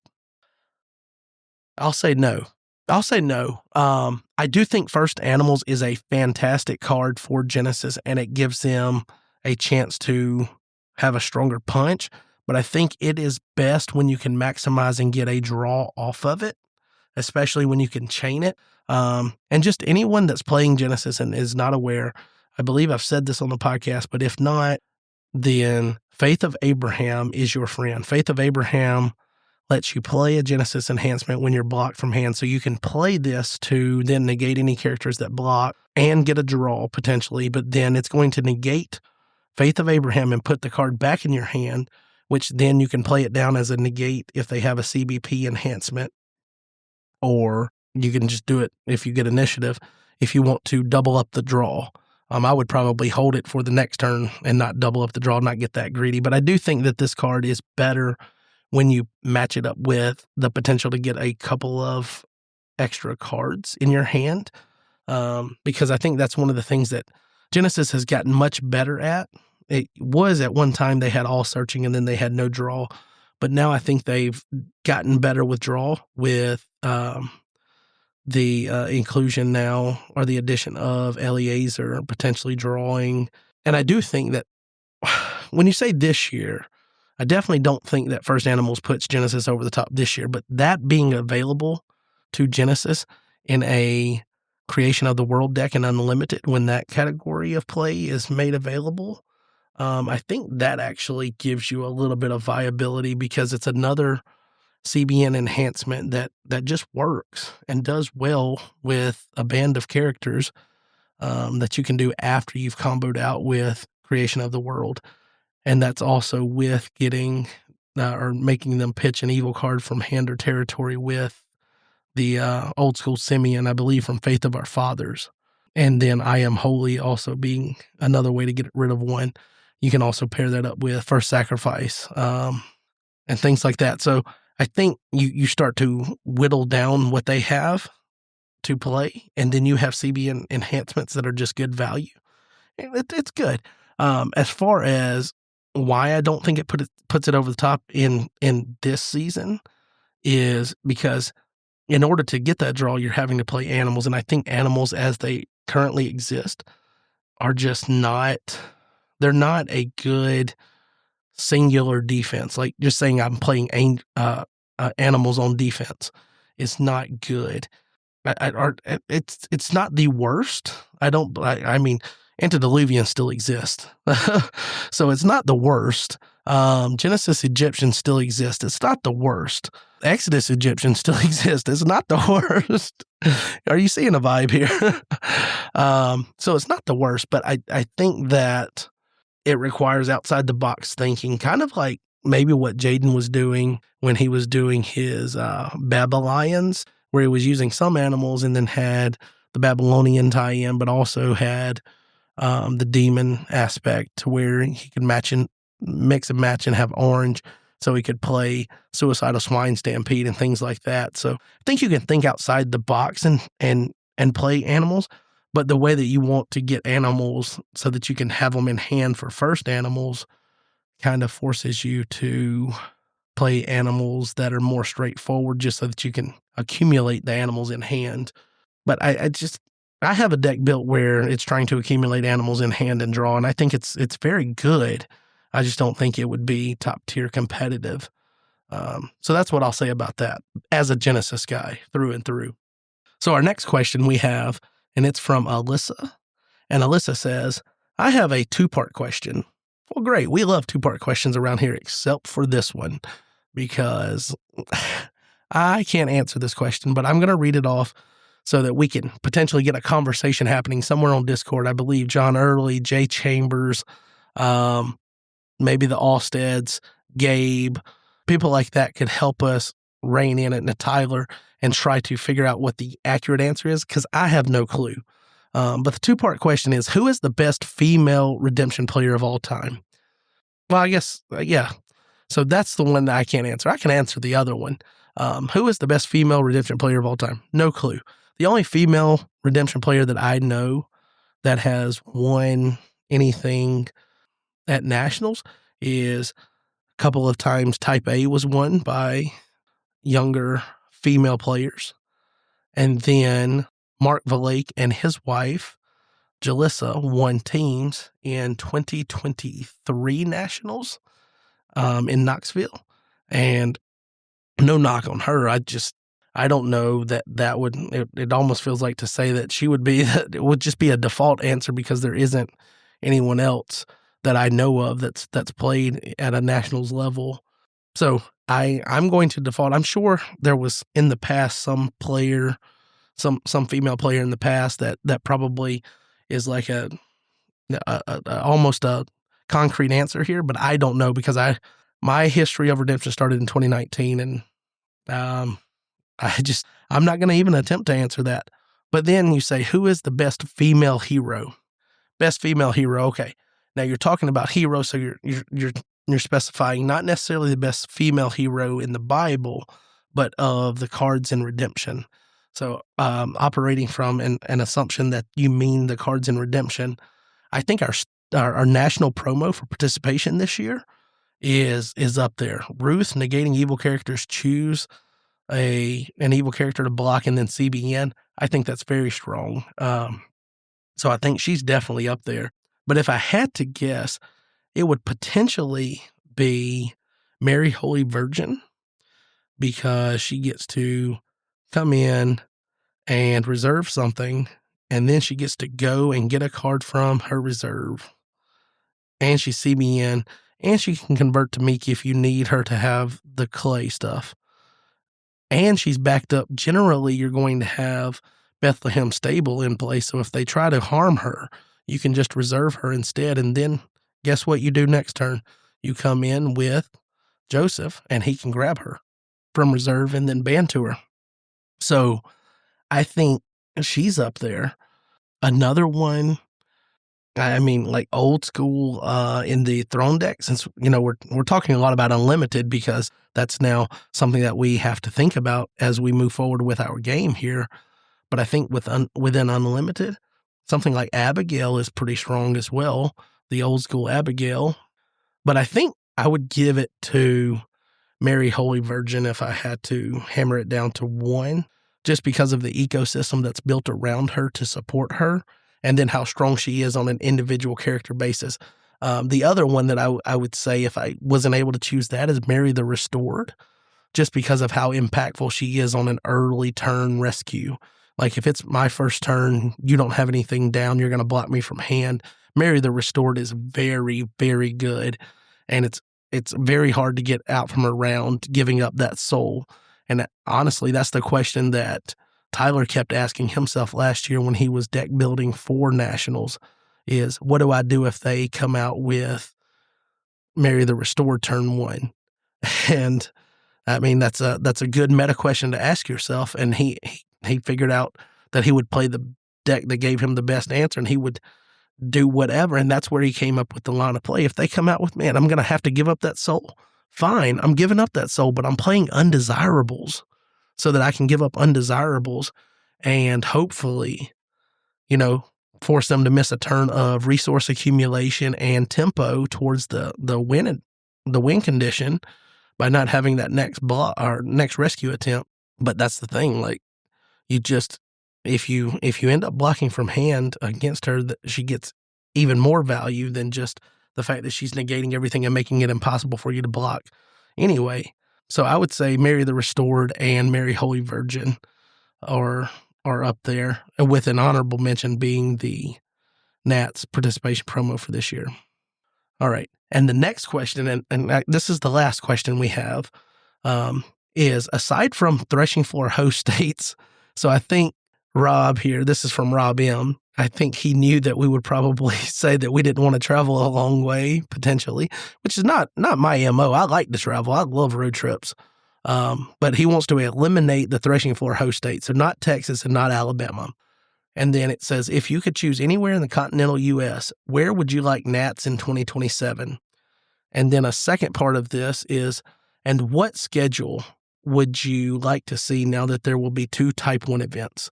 All right, so first thing, I'm going to say without a doubt, I would love it to be in Iowa, hosted at Gabe's Church. I think the facilities were great for that.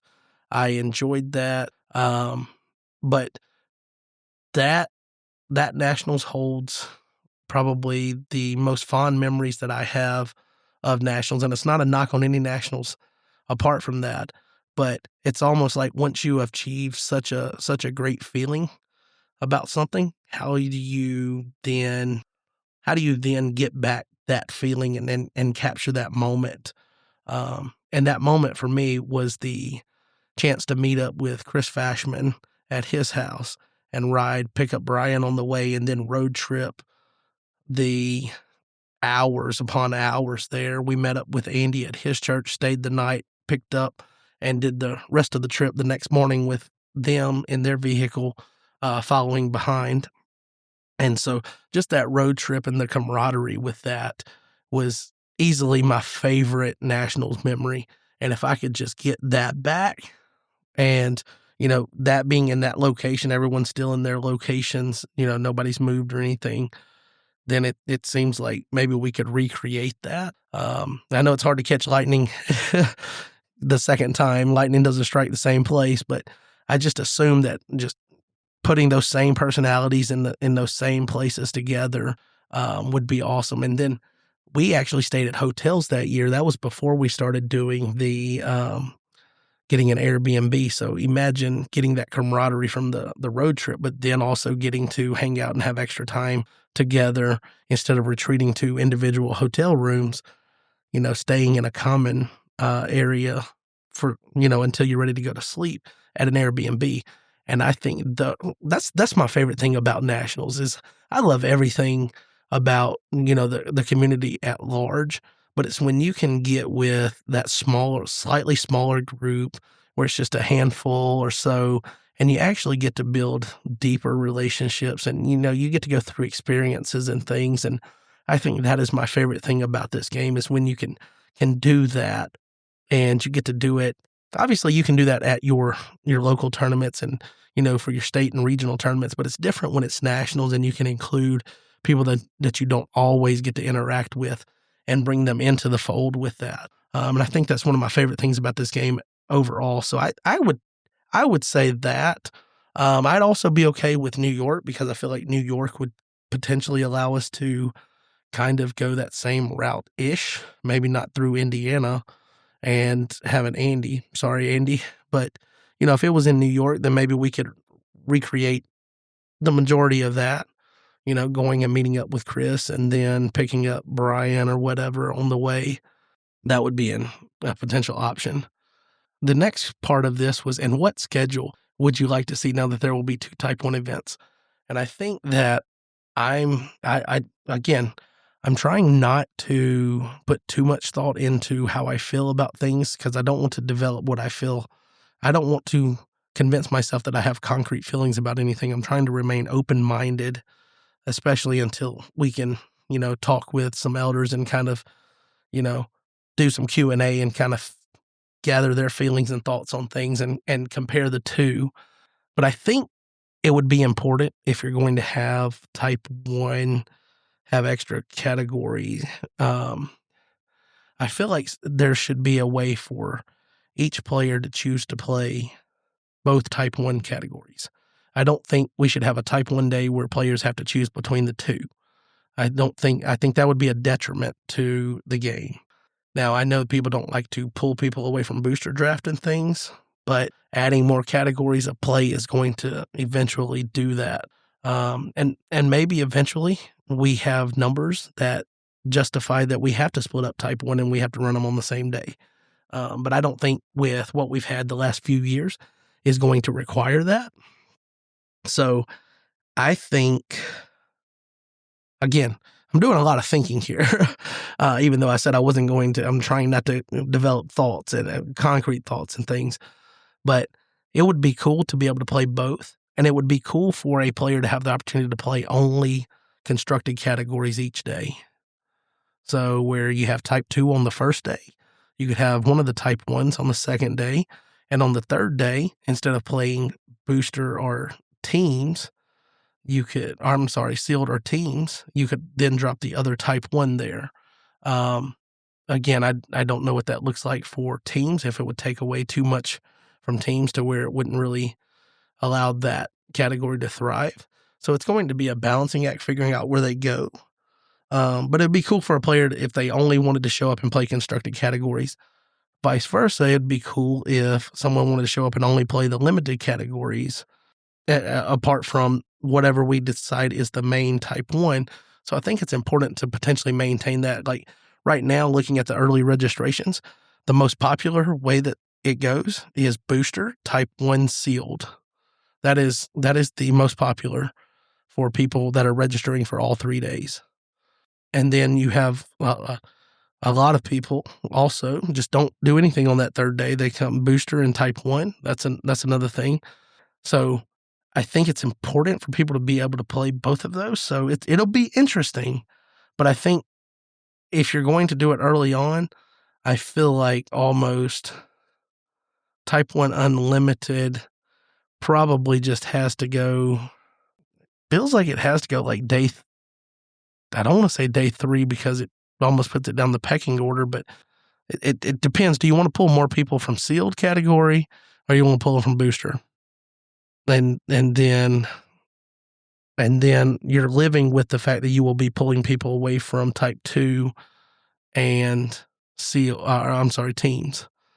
If you could go Type 2, Type 1, Type 1, and allow a player to play constructed categories all 3 days, maybe that works. I don't know. I'm just rambling at this point. I really don't know. I would have to see it and lay eyes on it and see how people felt about it.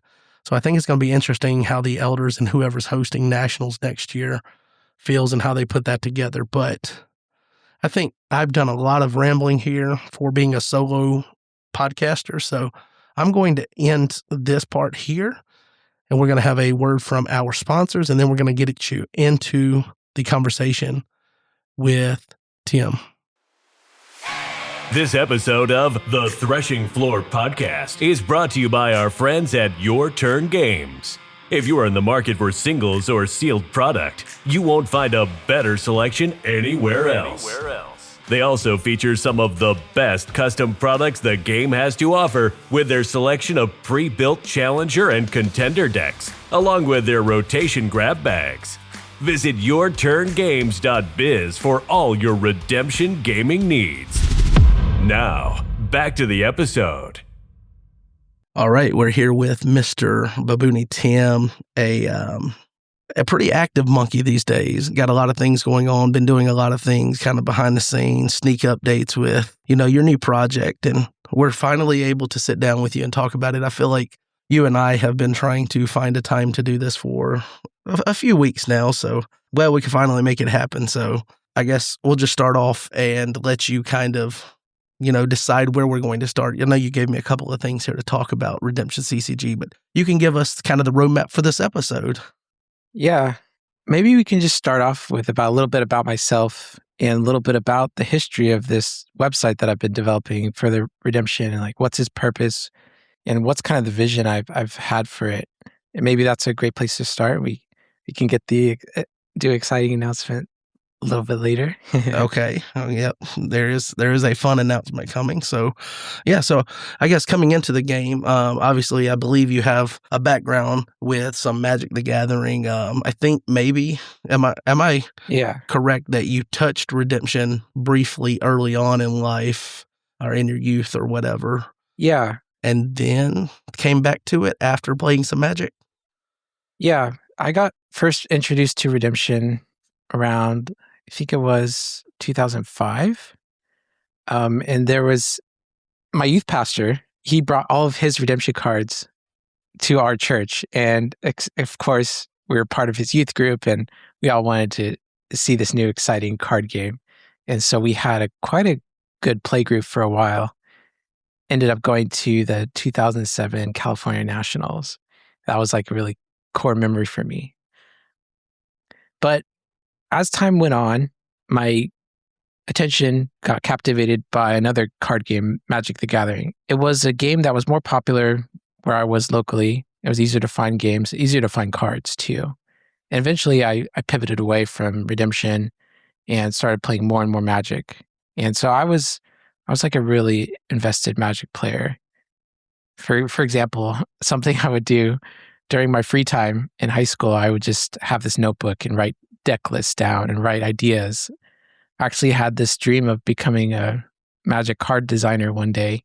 And so I was like trying to figure out if I was creating a Magic set, what would I make? And I actually was like trying to thinking about pitching it to Wizards of the Coast one day. And yeah, I was just super invested in the game. I would go and check the online resources Magic had, like dailymtg.com, read all the articles there, goldfish.com, mtggoldfish.com, and read all the deck lists there.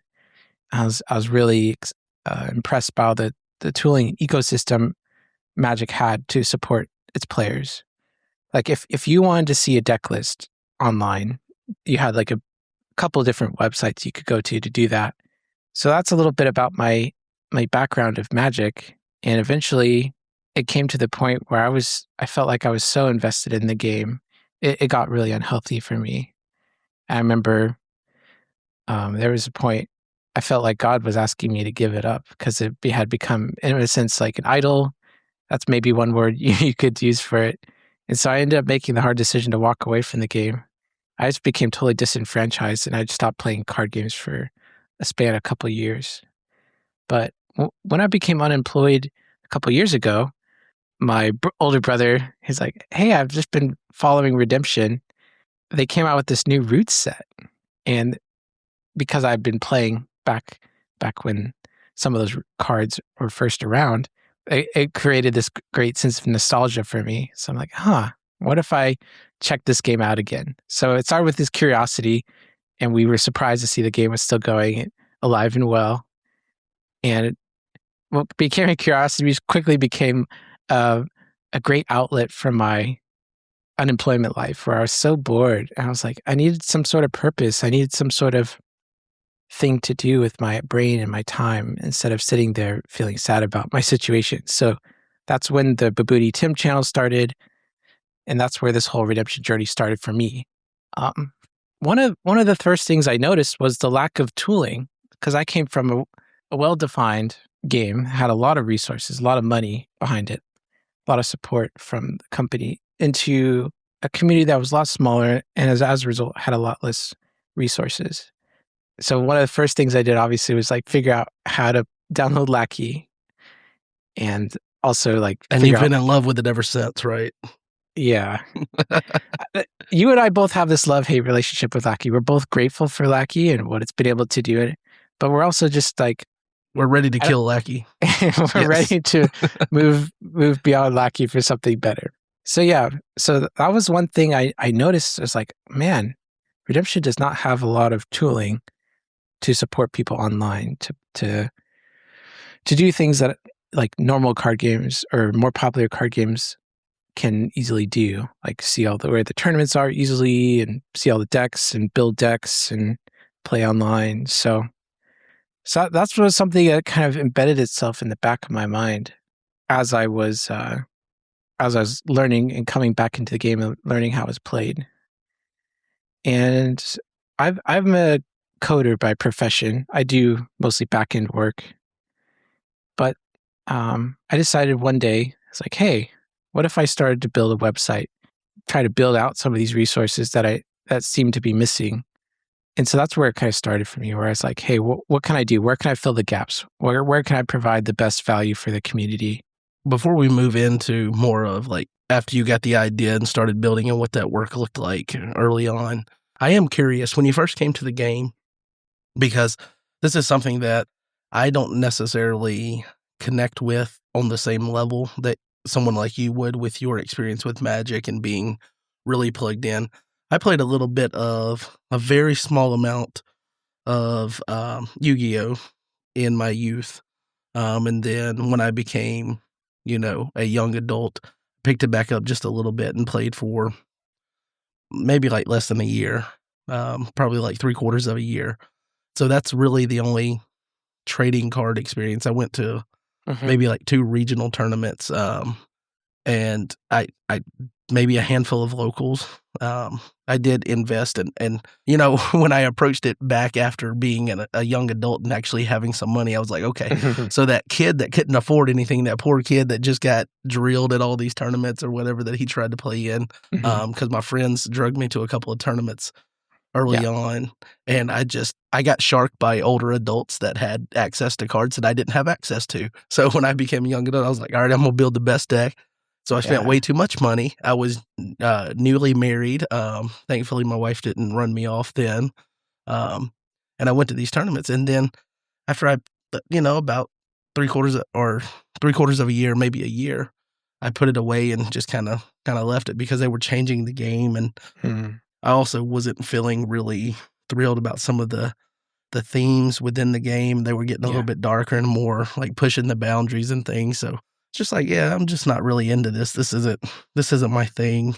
I'm not that intently dedicated to it. So I was not as, I guess, plugged into that world as you were with Magic, the way it sounds.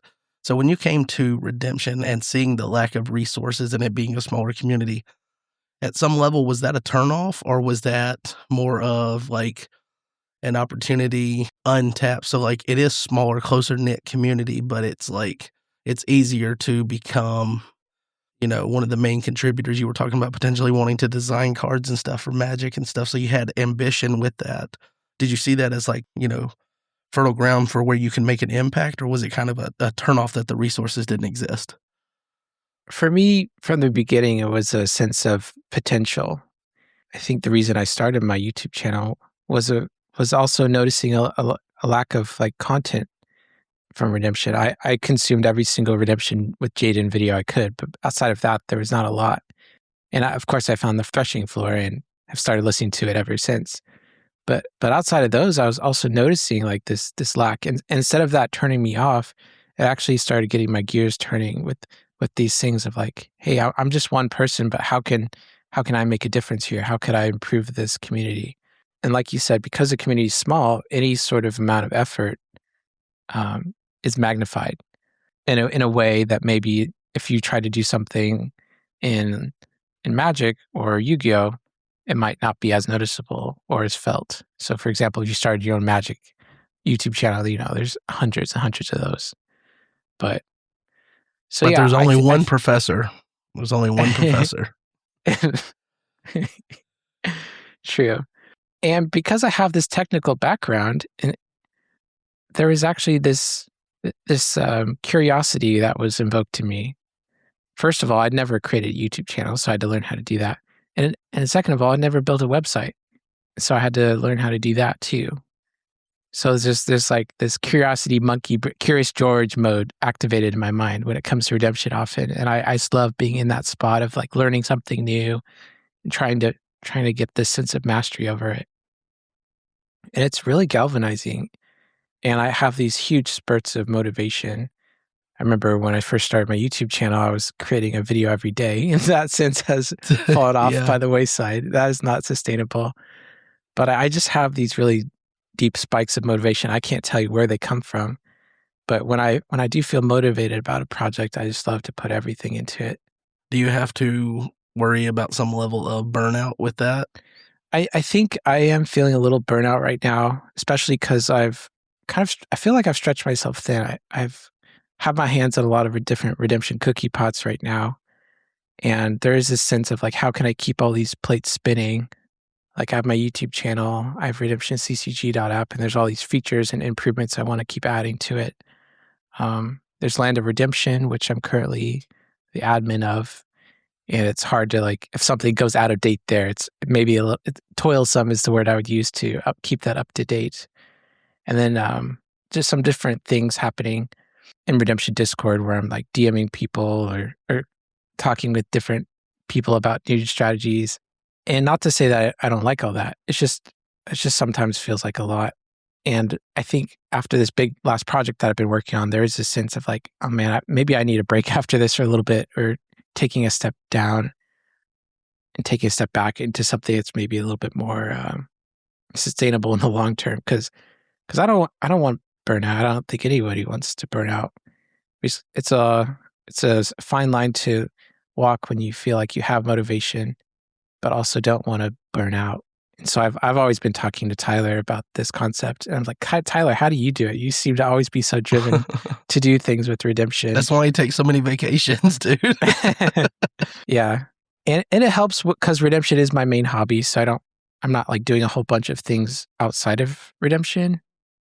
So that's also a contributor of how I'm able to kind of do what I do. It's because I don't do a whole lot else, honestly, besides Redemption right now. I guess some of us are glad for that. Maybe some of us are glad maybe you're not as open to the motivation for, figuring out the meta and cracking that. Because I know you've still been involved in putting out some deck lists and things and all, but it does seem like it's noticeable that aspect of your interaction with Redemption has taken a step back for this project and all of that. So it's definitely a balancing act. And I think that's something too that, you were talking about your one video, what was it? One a day? One a day.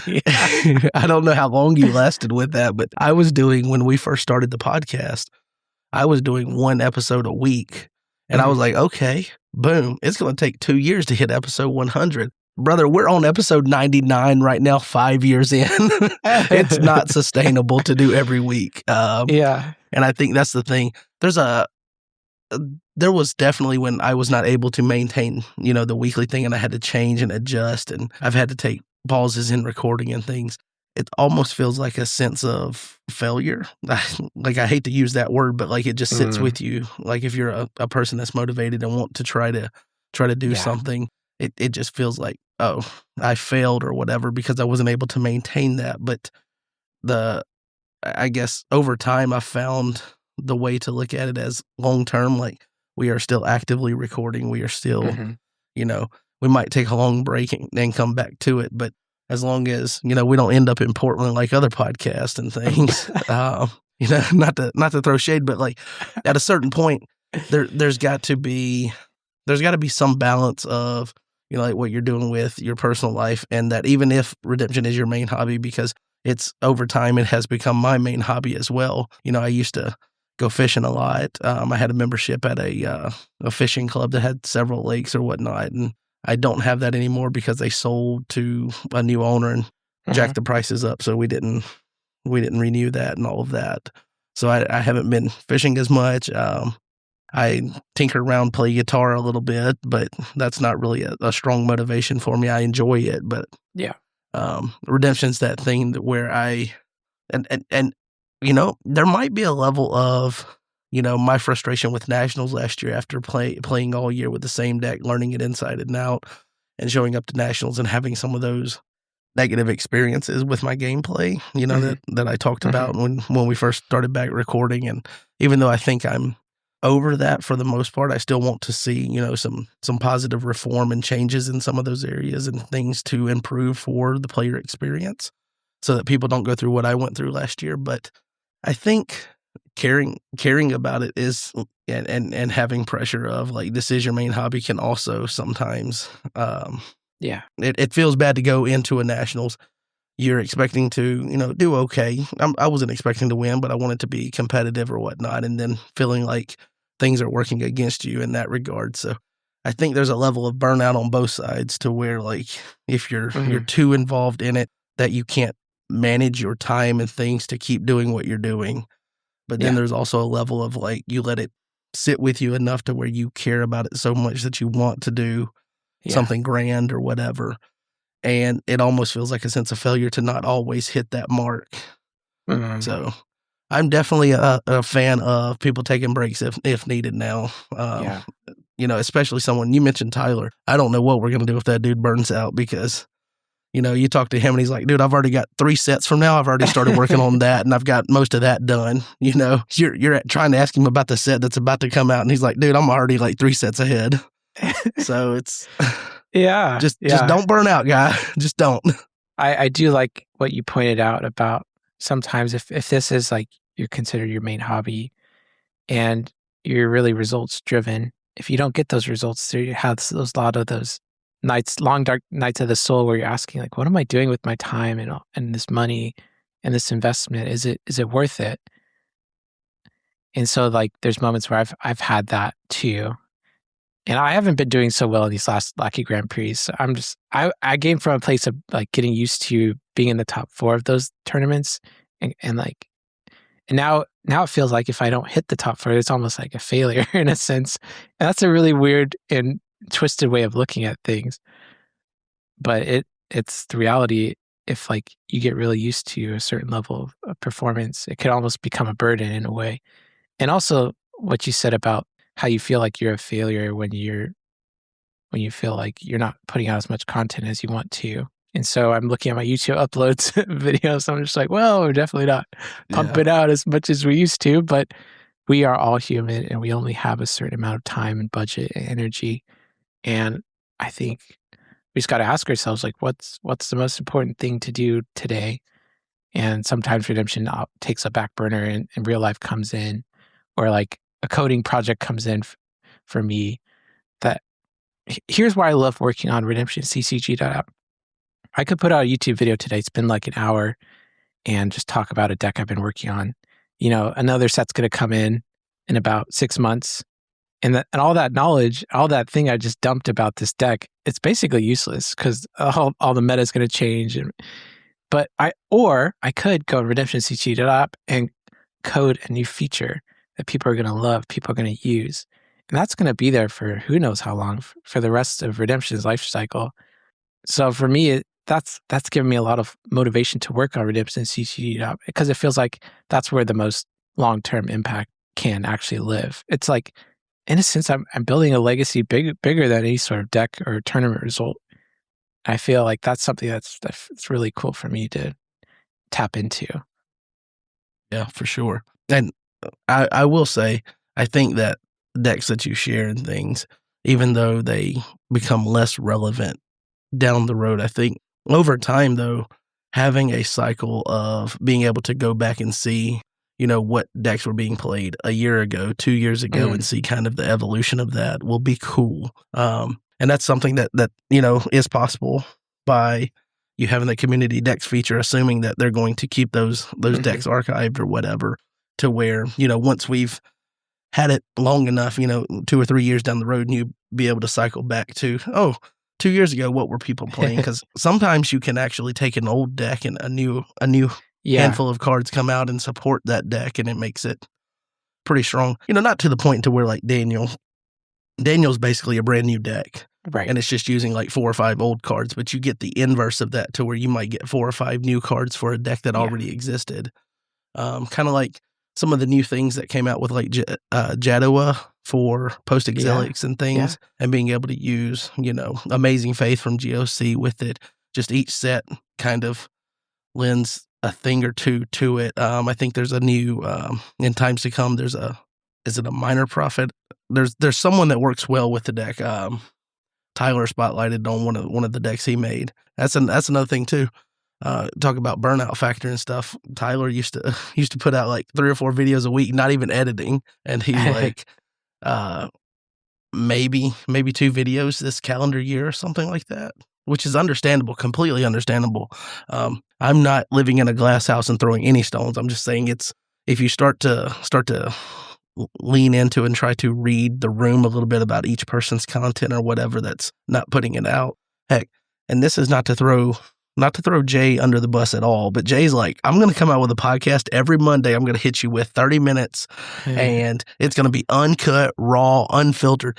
That dude's only got to press record and just say it and then publish it. He doesn't have to edit. He's not going back and doing anything with it. I'm not trying to knock him, but that's how hard it is to find time to consistently make content. Is you see that he struggled to maintain his release schedule that he came out with for that. So I definitely think that stepping away or focusing less on the immediate gratification of, I put out a video and, some people commented on it and liked it, for the work of something that will be long-term valuable to the entire community, hopefully for years to come, is great. Like Tyler stepping back from videos. I'm okay with that. Tyler, never make a video again if you don't want to. You're making sets that we're going to, like, new sets is going to be the lifeblood of this game continuing down the road. So as soon as we lose someone willing to invest the time and effort into doing that on a volunteer basis, I mean, this game almost ceases to exist at that point. So it's I don't know. I guess we've kind of crawled under this rock of, or lifted up and kind of examined kind of the inner workings of a lot of the different people that were the content creators and the people that were making content, and how they've expanded their focus for the long-term value of the game, much like yourself, and kind of some of that instant value has dropped a little bit, which is definitely, I think, a trade-off for a game like ours with a small community where you're trying to look for long-term value. I think we could take a second to just encourage any sort of aspiring content creators who are thinking about maybe creating content for Redemption. Because the community is so small, any content that you put out there, there's a good chance of it getting seen and consumed and being appreciated. So if you're thinking about creating content for Redemption, even if it's something really small, you can always DM me on Discord. I can host your article on Land of Redemption. And there's this little known feature on Land of Redemption. If you contribute articles to Land of Redemption, I will be sending you promo cards from Land of Redemption. I have this big stack of promo cards. Just saving for people. Just waiting to send it to you guys. Yeah. So we have do you know that Son of God, New Jerusalem combo with the Jesus and the kids? So we have those. We have Tabernacle. We have Nicodemus. We have Humble Seeker. So if like you put out 5 articles, you get those 5 promo cards. So that's like a pretty good value. So if you're just doing it for the promo cards, I'd encourage you to do that. But I'm always welcome and interested in any sort of promo card, any sort of content. I'm also interested in promo cards. No, you said it right. You're interested in promo cards. The Freudian slip that happened there. The greed came out. Oh my gosh. But yeah, little side tangent. And maybe for those content creators, like thinking about creating content, maybe just learn from us where we're talking about burnout and thinking about what's sustainable long term. You could have these really aspirational goals short term, like, I'm going to make this article and this article. Just like start small. Just and it can only be one article. You don't have to do something crazy. So Yeah. that's all I'll say.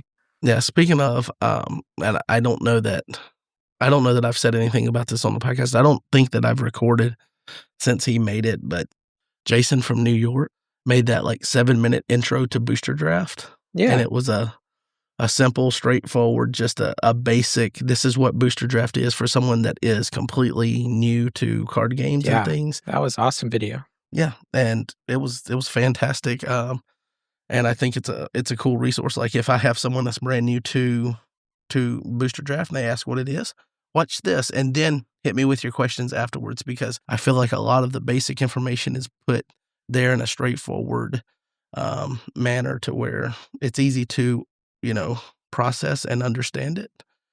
And that's just, one person making one video that has the potential to be used as a resource for play group leaders and people, introducing new people to that category of play. And so it has a long-term shelf life, potentially, as long as that information stays relevant. We don't have rule changes with Booster Draft that, make that obsolete information. But while that information is still accurate, that's a very potentially impactful video, depending on how you use it.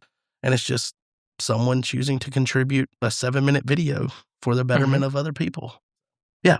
So I guess we'll get out of the emotional, the dark.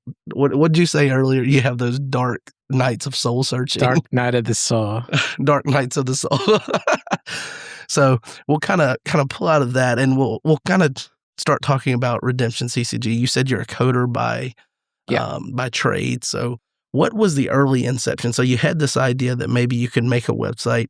Did you immediately have the idea of all the different facets that you wanted to connect together? No. Or did that kind of come as you started? It was definitely a start small situation. It all started at the Oregon regionals I went to maybe 2 years ago. And this was like my first big tournament back since learning how to play the game. But I noticed Chad was trying to take track of the tournament using these tournament slips, and it had a little table.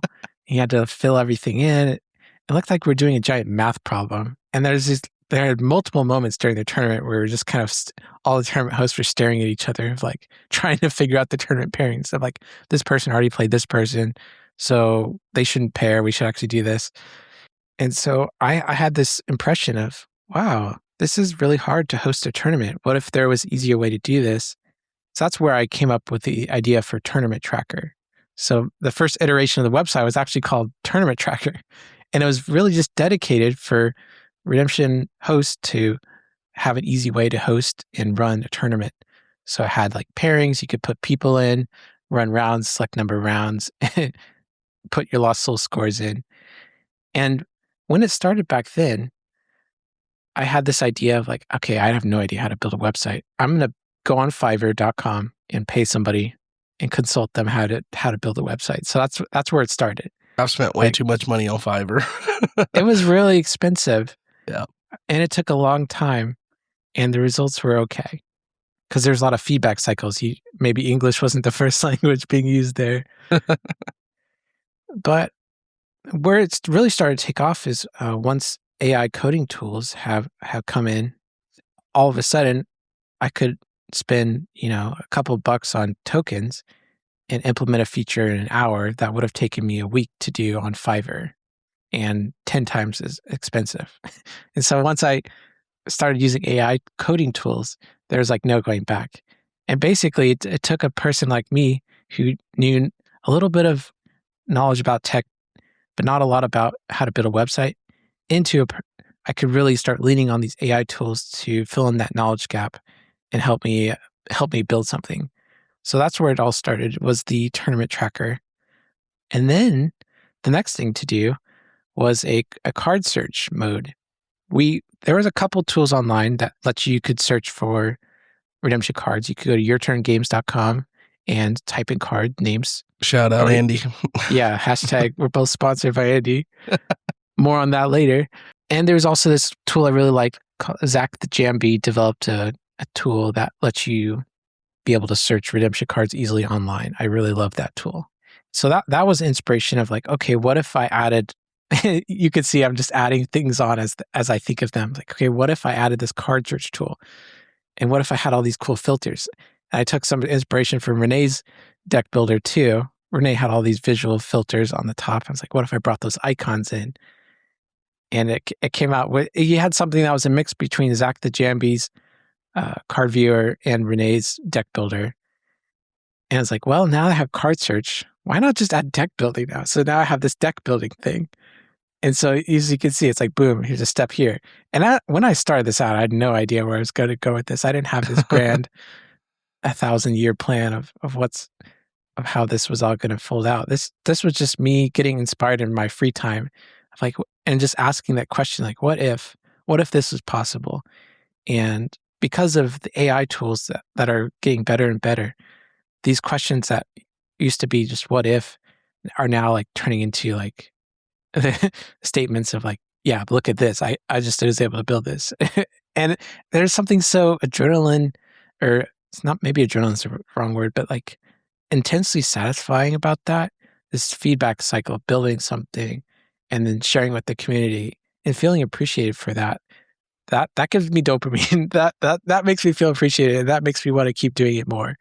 And so that's what kept happening. There's this like positive feedback loop.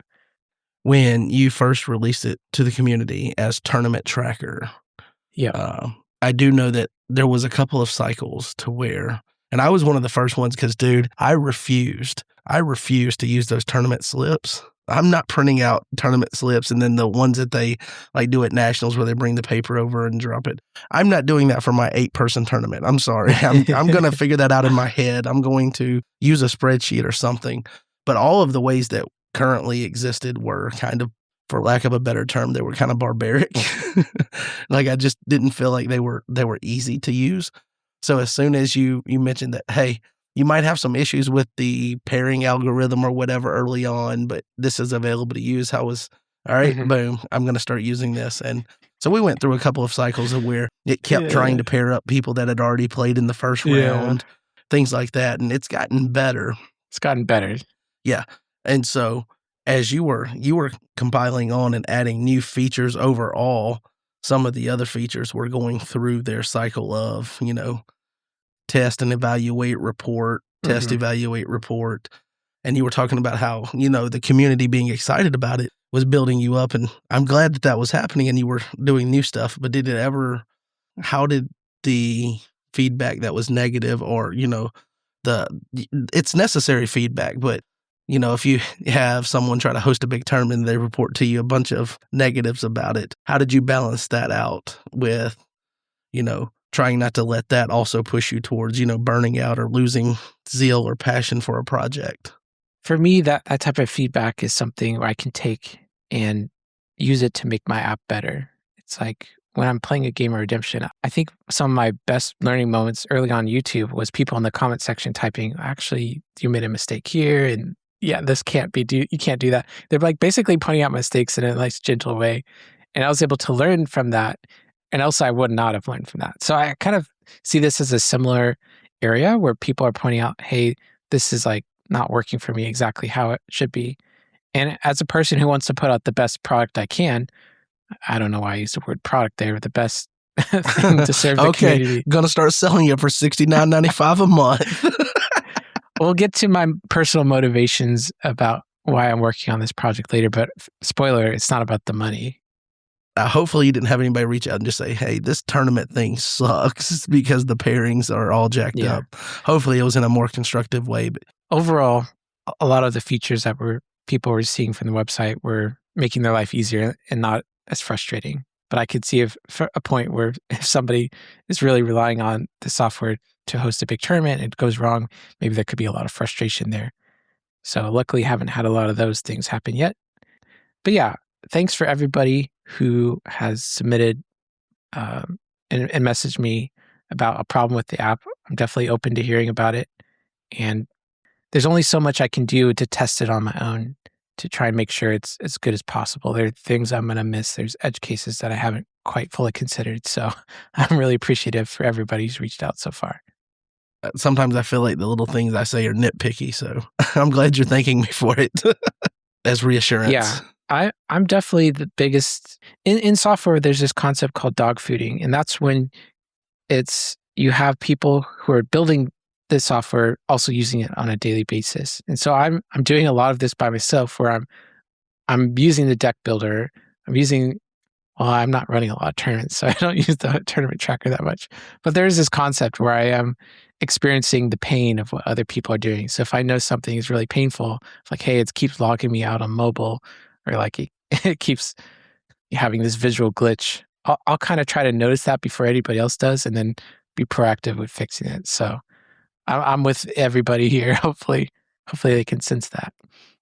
Okay, so as you were developing this and layering these different ideas, you said you didn't have initially when you started off, you didn't have like a long-term plan for it. At what point did it start to come into focus, like what all you wanted the website to do, assuming that it did come into focus to where you started having like a checklist of these are the things I want to get to? Because there was a few times where people said, oh, it'd be cool if you did this feature or you did that feature, and you were like, that's kind of in the plans. And then you also had some of these things to where you were constantly, like midnight updates or whatever, so people would just log in the next time and there was something new there. So I assumed at some point you developed kind of a checklist of where you wanted, what all you wanted to do. So when did that start coming to fruition? And then where are you at on that checklist?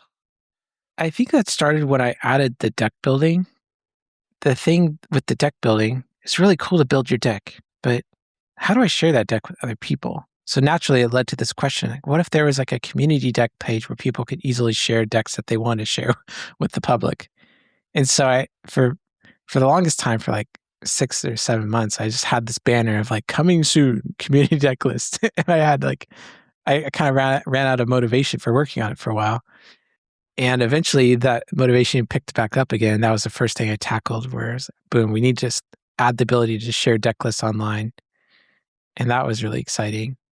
And things really started taking off from there. So for those who haven't been to Redemption CCG app, I'll just kind of do a little bullet point of what are some of the things you can do on Redemption CCG app, and then I'll get to that backlog of things I have future plans.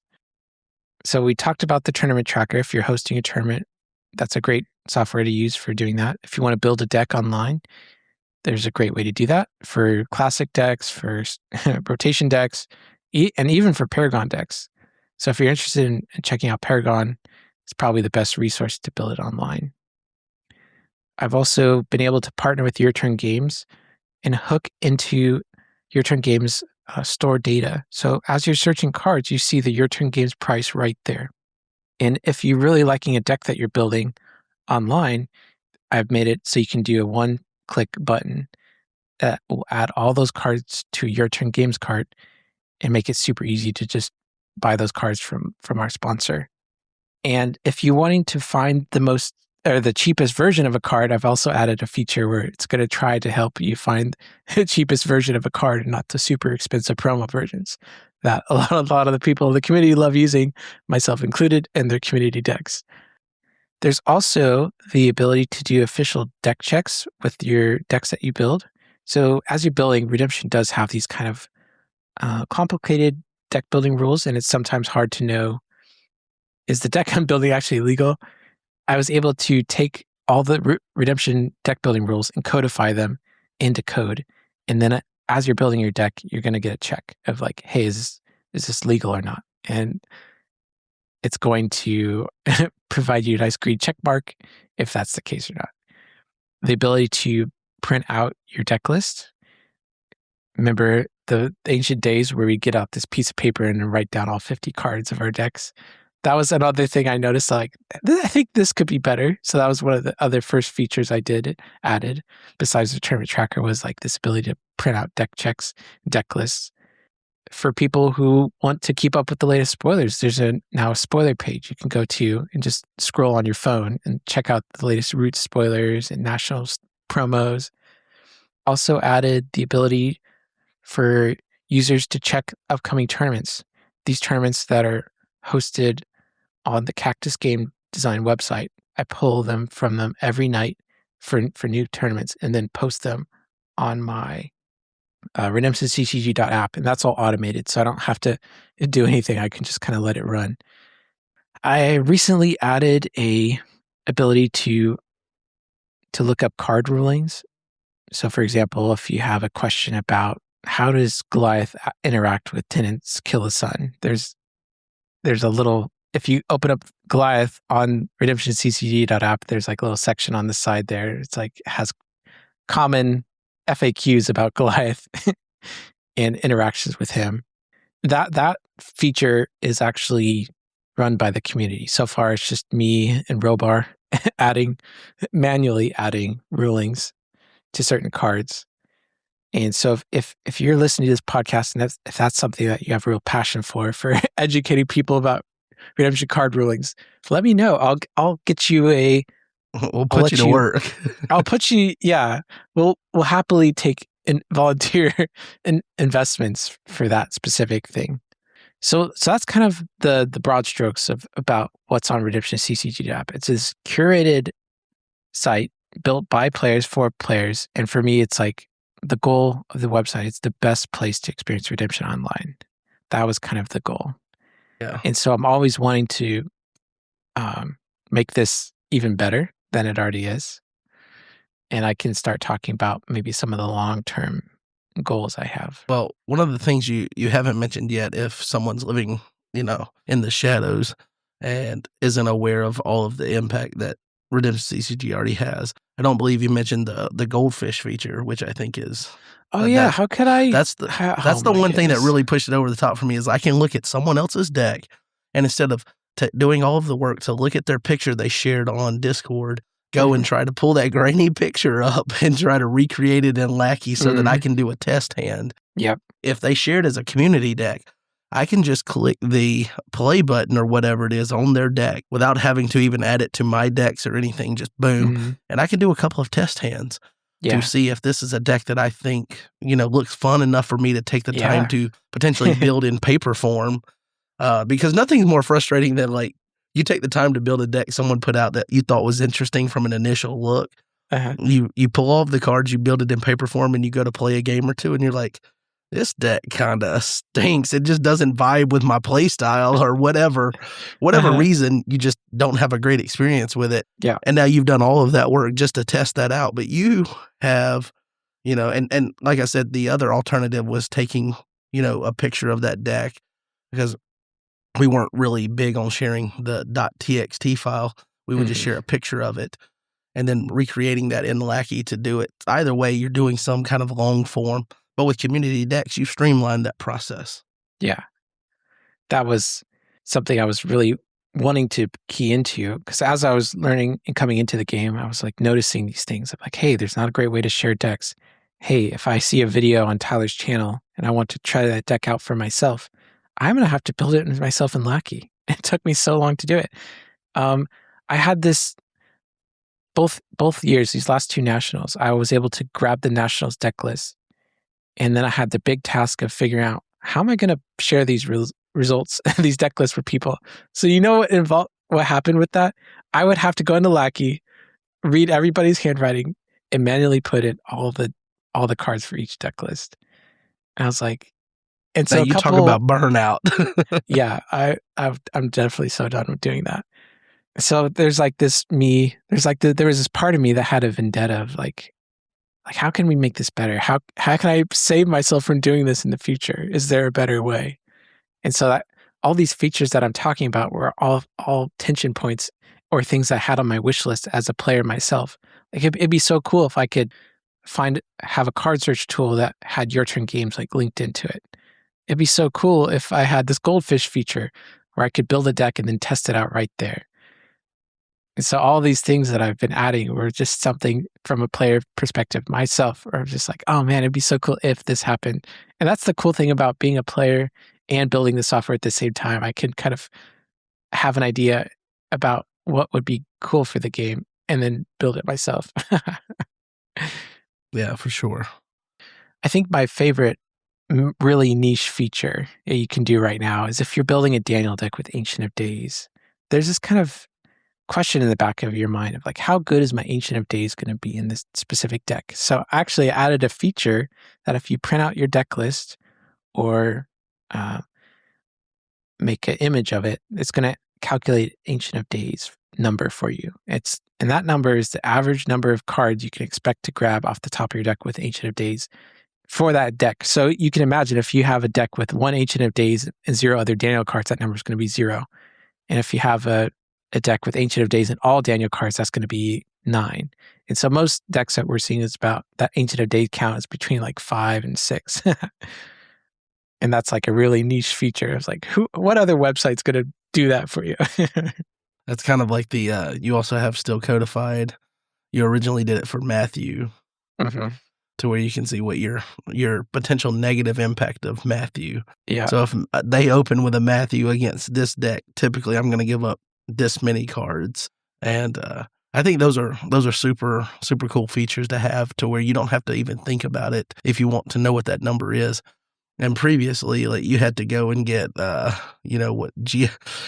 hypergeometric calculators and all of that, and try to figure it out. And I've been out of school for a while. I don't want to have to go and learn how to do this. But yeah, with back-end coding, you've streamlined that as well. And what's actually going on with both of those numbers is I'm actually taking your deck list and running like, I think it's 1,000 or 10,000 different simulations of what happens when you play Ancient of Days on turn 1, or what happens if you draw these 8 cards, these 8 random cards.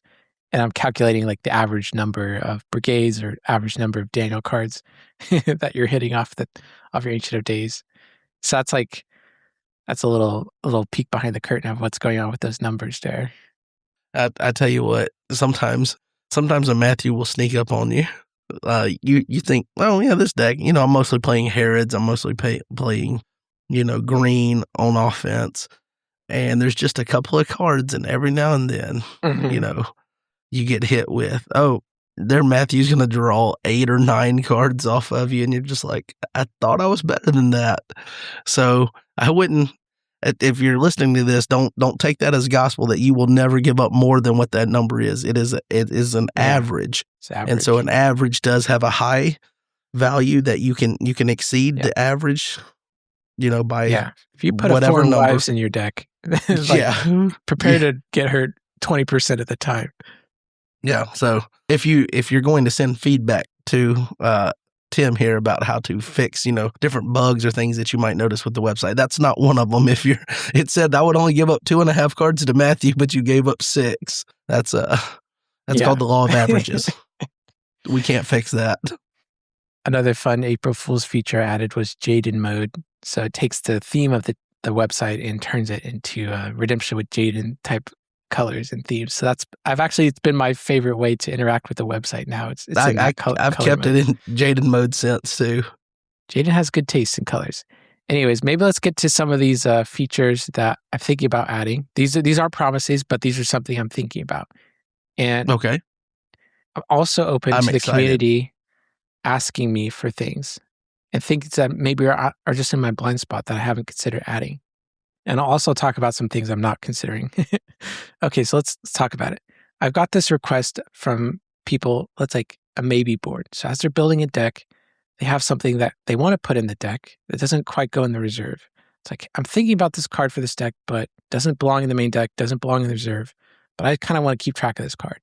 So we could have an additional section that you could drag cards into called the maybe board. And so that will be saved with your deck. And that makes it easy to swap cards in and out of the maybe board with things. It's like it's like the bench. It's like in football. Yeah, I got you. Yeah.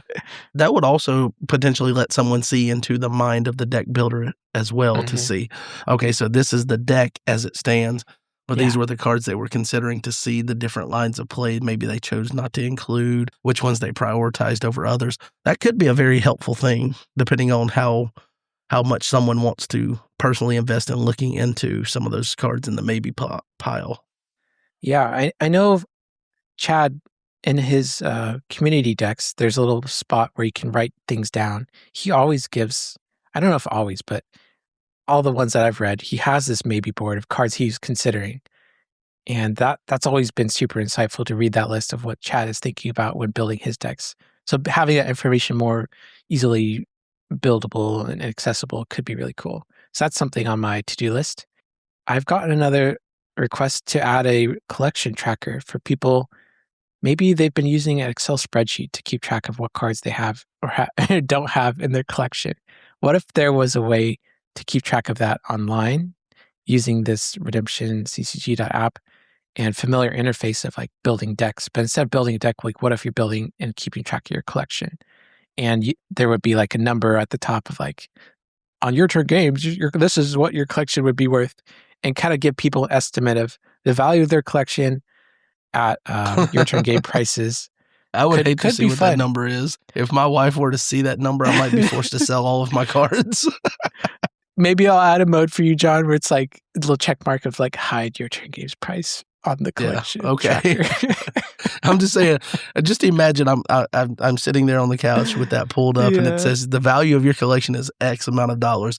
My wife, just opened a random bill or whatever, and she's like, "Hey, you mean to tell me if you sold all of those cards?" So, yeah, that could be but that would be a cool thing for people to track. I would caution people. I love Andy. I love Your Turn Games. I'm glad that they sponsor this podcast. I'm glad that they sponsor the projects that you're working on, both Land of Redemption and with the Redemption CCG app. So fantastic. This is not a knock on him. If you were to sell your collection, you cannot expect Your Turn Games pricing. That is not what this feature would be. So I'm just going to go ahead and jump the gun for you, Tim, that if you tell someone that their collection is valued at $5,000 and they go to sell it, they can expect to get less than half of that probably. Yeah. I would think is a fair thing, because what Andy is doing is he is taking on the burden of always having a card accessible. If someone needs X card, they need that specific card.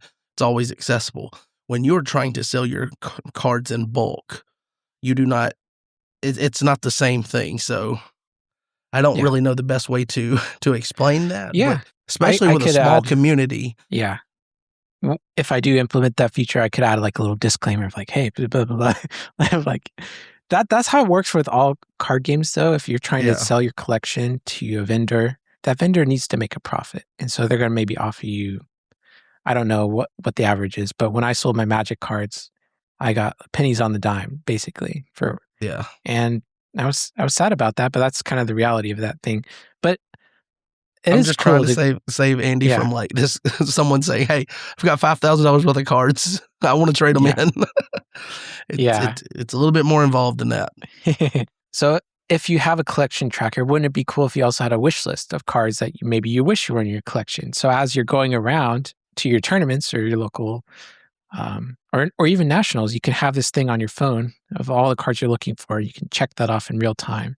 That helps you as you're opening up packs or just looking through somebody's trade binder. Sounds like you're trying to kill really helpful. The haves and needs list from the forums.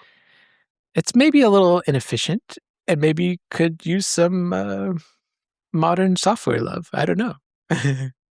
Potentially. That would be cool to be able to print what your needs are and have kind of a link if someone wants to know what you have. Yeah. And you just here you can go look at my haves. This is my small list of what I need and want. Yeah.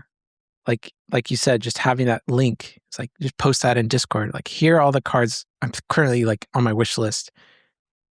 And another person could open up their collection trackers like, hey, I have extras of these. Sure, I could, just make it easier to facilitate those type of trades. I also have some ideas about improving the tournament tracker. I do know there's a couple bugs in there that haven't quite squashed yet. And I do know it's not very mobile friendly. So those are some immediate short-term things I'm thinking. But long-term, wouldn't it be cool if you could join a tournament using a QR code on your phone? And that could be a way to kind of sign in and track. So right now, it's just the tournament host typing in your information.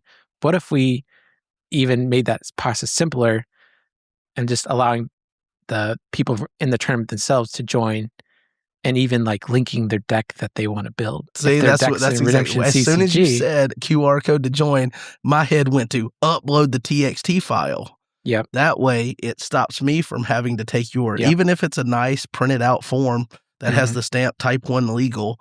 If I want to recreate that deck, I still have to go and rebuild it or recreate it if Yep. I don't have the raw.txt file.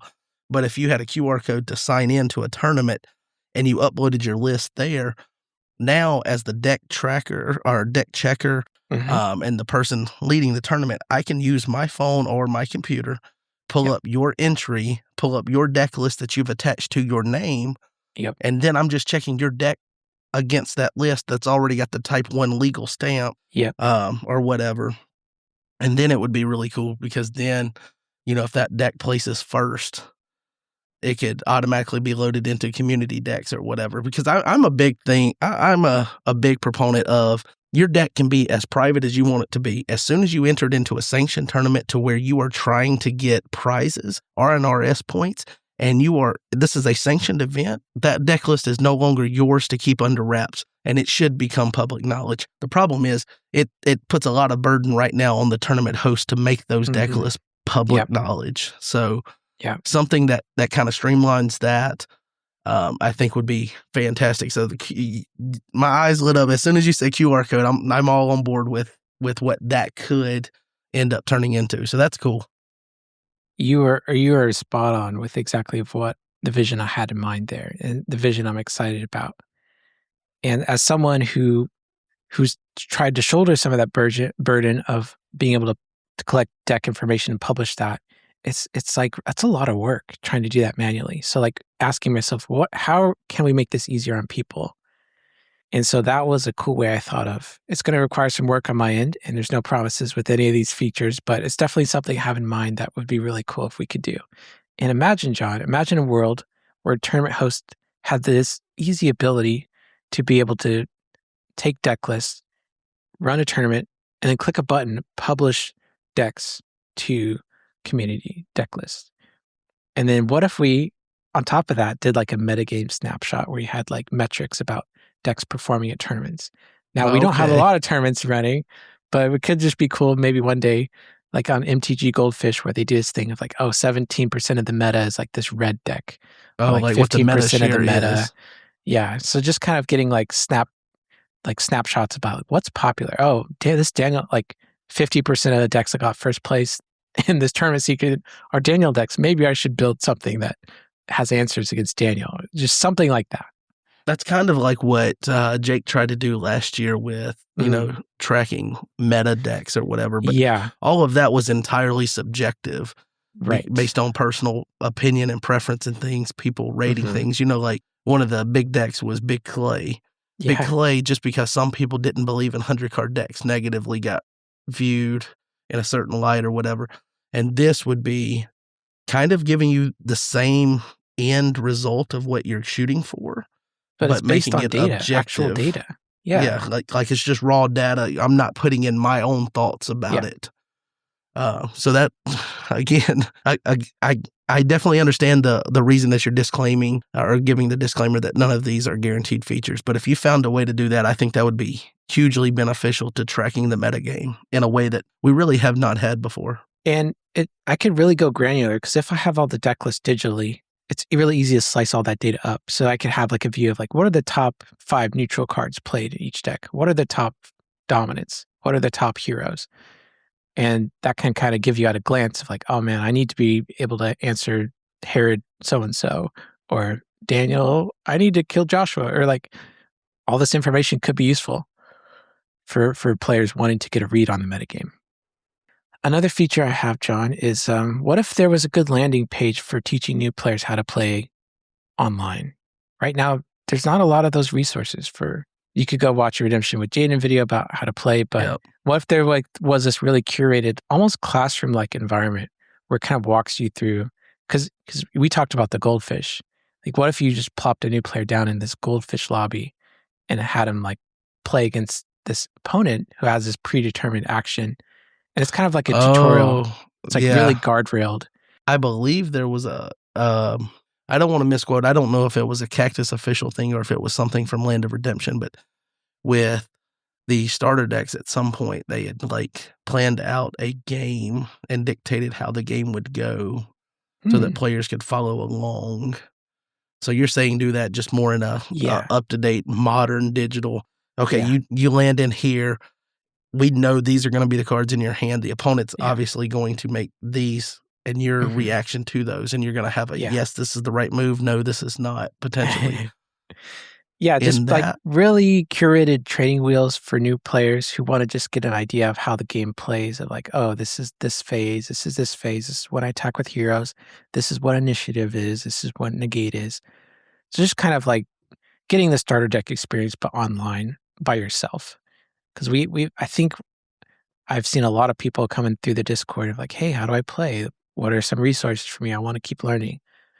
And maybe I could build on this feature and do like a more advanced, have like a Baboony masterclass of like, this is how cannot be negated works, or this is how cannot be interrupted works, or, just kind of having these staggered levels of curated experiences for new players would be really cool. But also obviously would take a lot of work to do that. Yeah. It feels almost much akin to kind of when you were doing your early run at videos, Redemption for Dummies or whatever, to where, it's, tongue-in-cheek title or whatever, but the whole point is like these are a little bit more advanced concepts that you have to understand in order to understand the bigger picture of how to play the game. Yep. Another feature I want to add is like the ability to upvote decks in the community, so you could sort by decks that perhaps are like maybe the most popular or most liked. That's a helpful metric. And then eventually one day I want to make it so that there's a version of the deck building app available on your phone that can work in offline mode. So you could be in the middle of Alabama and in the middle of forests. Why did you have to say it like that? I picked a random state from the United States of America. Whatever, Wyoming. Yeah. And you can build a Redemption deck. For me, I've like Lackey because you can download it on your computer and it works offline. So I do appreciate that part about it. But yeah, it'd be cool if Redemption CCG.app could do that one day. It's definitely not there. You need an internet connection to interact with this website, and that's fine because most people they have that. But there are situations where you don't. Okay, so those are the long term. I think now would be a good time to pivot into the big feature that I've been working on for Redemption CCG.app. Okay. Before you do that, I'll just give you one other thought. Okay. Because you did say that you wanted to go over some things that were on kind of the future checklist, but you also wanted to mention some things that were not. Oh, I totally forgot. Do you maybe want to hit that before we get into because I feel like we're going to go off the rails a little bit after that. Yeah. Okay. I don't really have a lot of ambition with doing things in Redemption CCG with like AI and stuff. It's like creating AI rule book for Redemption like that. That's way too hard of a problem to solve. And the current drafts and iterations I've seen of that, it's like you can't rely on the rulings for anything. So I have no intention for that. And by saying AI, are you meaning like the AI bots that answer the ruling questions? Yeah. Okay. And I don't have any intentions about building a game of Redemption for newer players that is all kind of codified and it all kind of works where it's really... I think you and Jake were kicking around this idea of like, oh, it'd be so cool if that was all kind of all programmed, like MTG Arena or Hearthstone or something like that. Like that's way too hard. Yeah, like with Redemption setup and all of the things, I can see that being complex. But I think you need an entire dev team to pull that off. Yeah, okay, well that's fair. But I do think that you being willing to try to work eventually into the future on that curated landing page for new players to drop them into a, pre-planned simulation game. I think that kind of solves the same thing without being the full overarching complex, back end work that requires the dev team and stuff. So I think you're getting to the same end goal, just in a more plausible way for a single individual running a running point. At the end of the day, it is one person working on this project. So, and we've already talked about burnout. So, if you know anything about coding or are interested in helping, all of this code that it's on Redemption CCG app, it's public domain and it's it's open source, so you can go and inspect it. You can check it out, and you can even reach out to me if you're interested in coding yourself. So I'm always open to other contributors. So if you have that skill set, if you want to learn, I'm open. Is that all you had for things you weren't planning on? I think when it comes to goldfish mode and mobile support, I don't know if I'm going to get to that. It's really hard. It's challenging to make these tiny cards draggable on your phone. So it's yeah. I have noticed that it does not work on mobile very well. Doesn't work on mobile. Kind of pretty much at all. Not at all. But what I can see is I can load someone's deck and see what an opening hand looks like. There you go. Hit new game. That's all you can do. At least see what an opening hand would look like to see if, they claim that this deck can do this combo or whatever. Can it get the pieces consistently? Uh-huh. I'm willing to concede being able to goldfish on mobile for some of the other positive features of the things. Because I feel like I'm probably I don't know. I don't know how many other people you've had reach out and talk about mobile access and things, but I know that I did that initially, so you don't have to feel any pressure from me about it. At my tournaments, I have my laptop. I'm good. Mm-hmm. Yeah, thanks for pushing me to do the mobile. I was putting it off because it seemed really annoying to do, and it was annoying, but I'm glad I'm glad it's over for the most part.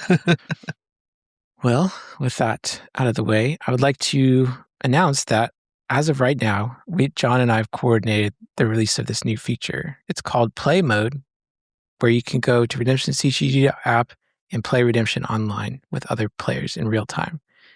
All from your web browser. All from your web browser. No Lackey needed. No executable you need to download. I.e. the Lackey killer. It is my goal. I'm going to be very transparent. It is my goal with this to phase out the need for Lackey and hopefully push people to an experience that is more curated for them. Lackey is a program, I think it's been out since 2007. The Redemption plugin came out in 2017. It's a tool that has been great for the community, but it's been a tool that ultimately is not designed for Redemption. And what if there was something that was a little bit more curated and made Redemption's life easier? I know recently the Lackey has been getting updates, but the person's more prioritizing like adding pronouns to Lackey than like doing anything to help us. So I'm like, oh my gosh, let's do something else. Let's make sure we identify correctly, not fix the bugs in our programming that causes a game to crash in the middle. Yeah, there's always that bug where like I play Burial Underdeck all my souls and just get deleted from my deck. It was like, oh, that's the best Burial I've ever seen. That's Burial on steroids. Delete them from the deck. You can't find them. They're not in the banish pile. They're just gone. It's the best win con in Lackey. But yeah, I've been using Lackey for all my content videos. And as a player, there's this back in the mind. It's like, what if there was something better than Lackey? And I played MTG Arena. I played MTG Online. So I've had this kind of inspiration of other card games of like what's possible. And so I asked myself, like, would it be possible to build Redemption online? And so I've had this idea, and I reached out to Rob Anderson to get his explicit permission on doing this, because it would be sketch if I came out with this and like Rob's like, wait, what are you doing? So I got Rob Anderson's blessing on this. The day I reached out and asked Rob Anderson about this, that was also the day Renee dropped his Coliseum. So I was like, oh, somebody's already done this. It was completely unplanned. Yeah. Just a coincidence. It was a coincidence, but this was something on my roadmap and something ultimately I wanted to keep going forward with, because I do have this vision of like, what if I can get as much under one roof as possible? Renee's app is really cool. I have nothing against Renee's app. Just wanted to say that. I really appreciate all the dev work he's done there. But I really had this vision, and I really wanted to move forward with that vision too, and give people more options. The more options people have that aren't Lackey, the better, in my opinion. So, yes. So yeah, that was the timing of that and Renee's. I think we're gonna have to title this episode "The Lackey Killer." I think that's set in stone now. Lackey's days are definitely numbered for me. And here's what I'll tell you so far. I've gotten to play some playtest games to make sure it's all up and running and working smoothly. Everybody who I've gotten to play online, they said like, "Thank you, Tim. This is amazing. This is fun." So I've gotten some really positive feedback on it so far. I'm going to be uploading a YouTube video in right around when this comes out. It's going to be showcasing a Lackey Grand Prix match E-Man and I played on RedemptionCCG.app play mode. So whoa, you played you're your gonna Lackey get to see Grand it Prix game, in not on action. Lackey? That's against the rules, Tim. I'm just you can disqualify me. Yeah, I don't know what's going to happen to Lackey Grand Prix if Lackey stops being used as a program. There might be identity crisis, but I think that's something. Just call it Redemption Grand Prix and be done with it. RGP. That's nice. I like that. But yeah, so John, you got to be a little guinea pig here for play mode. I did. What were some of your initial impressions with it?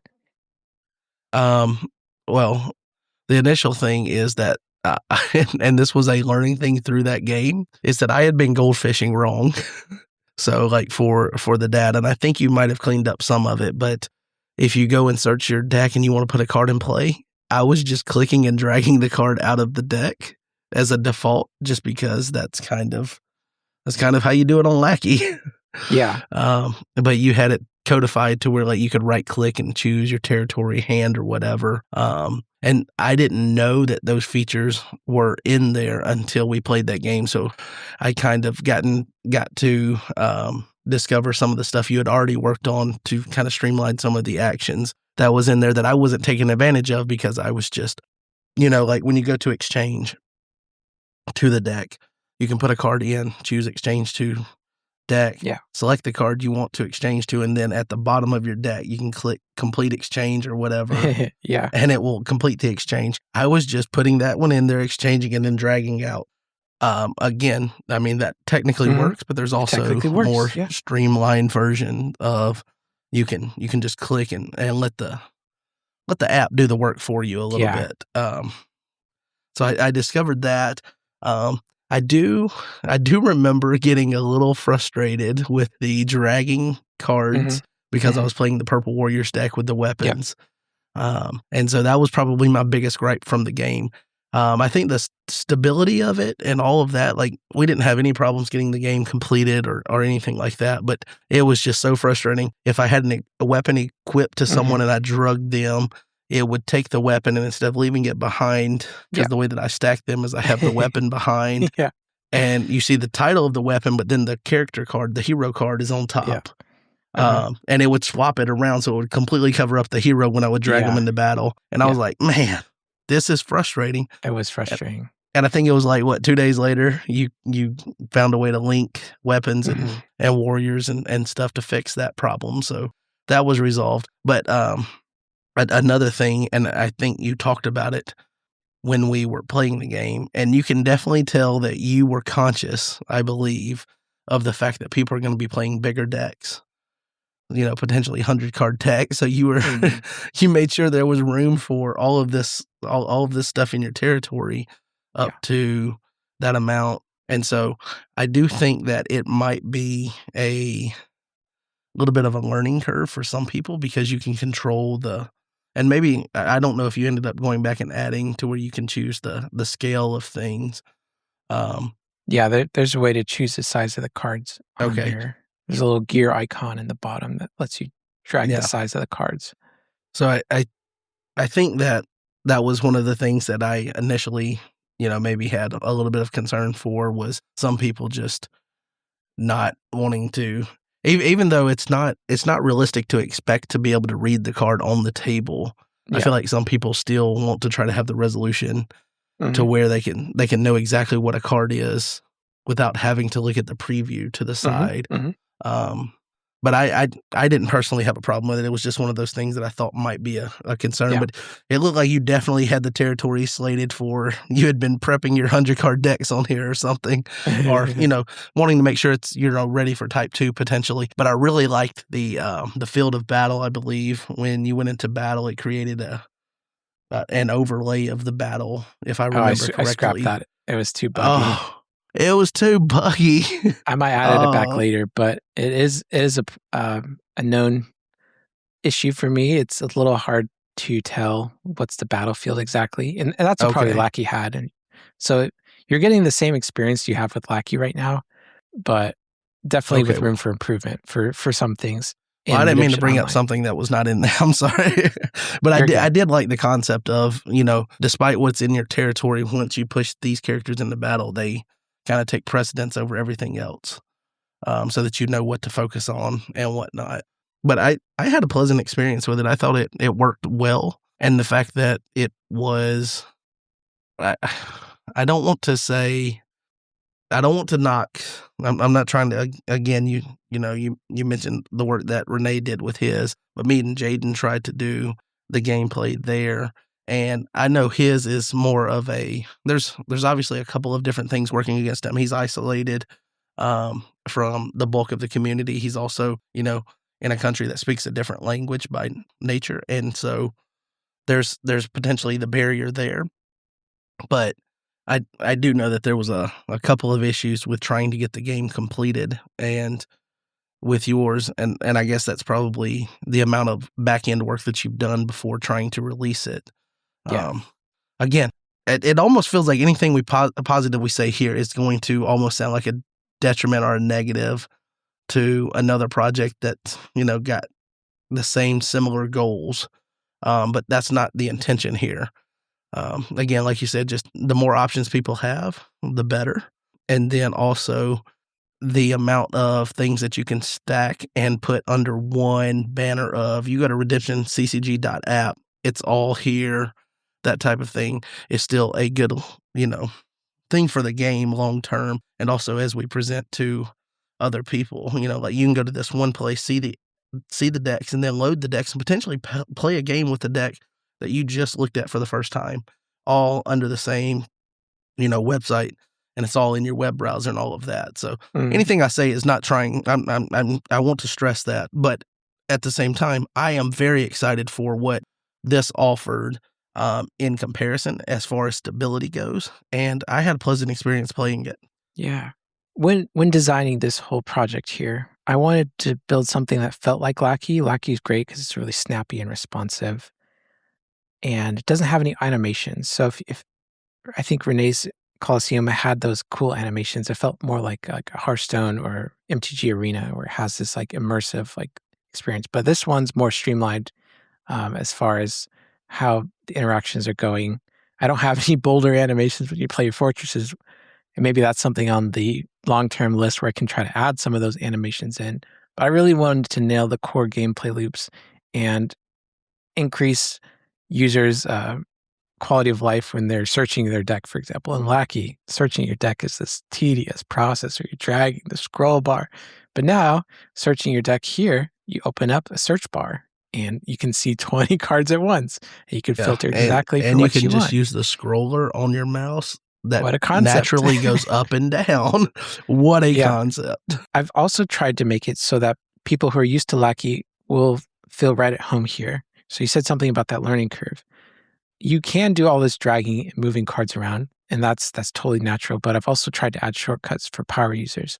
For example, if you play the card Ancient of Days, I've added a shortcut. If you right-click the Ancient of Days, it's going to say reveal top 3 cards of your deck.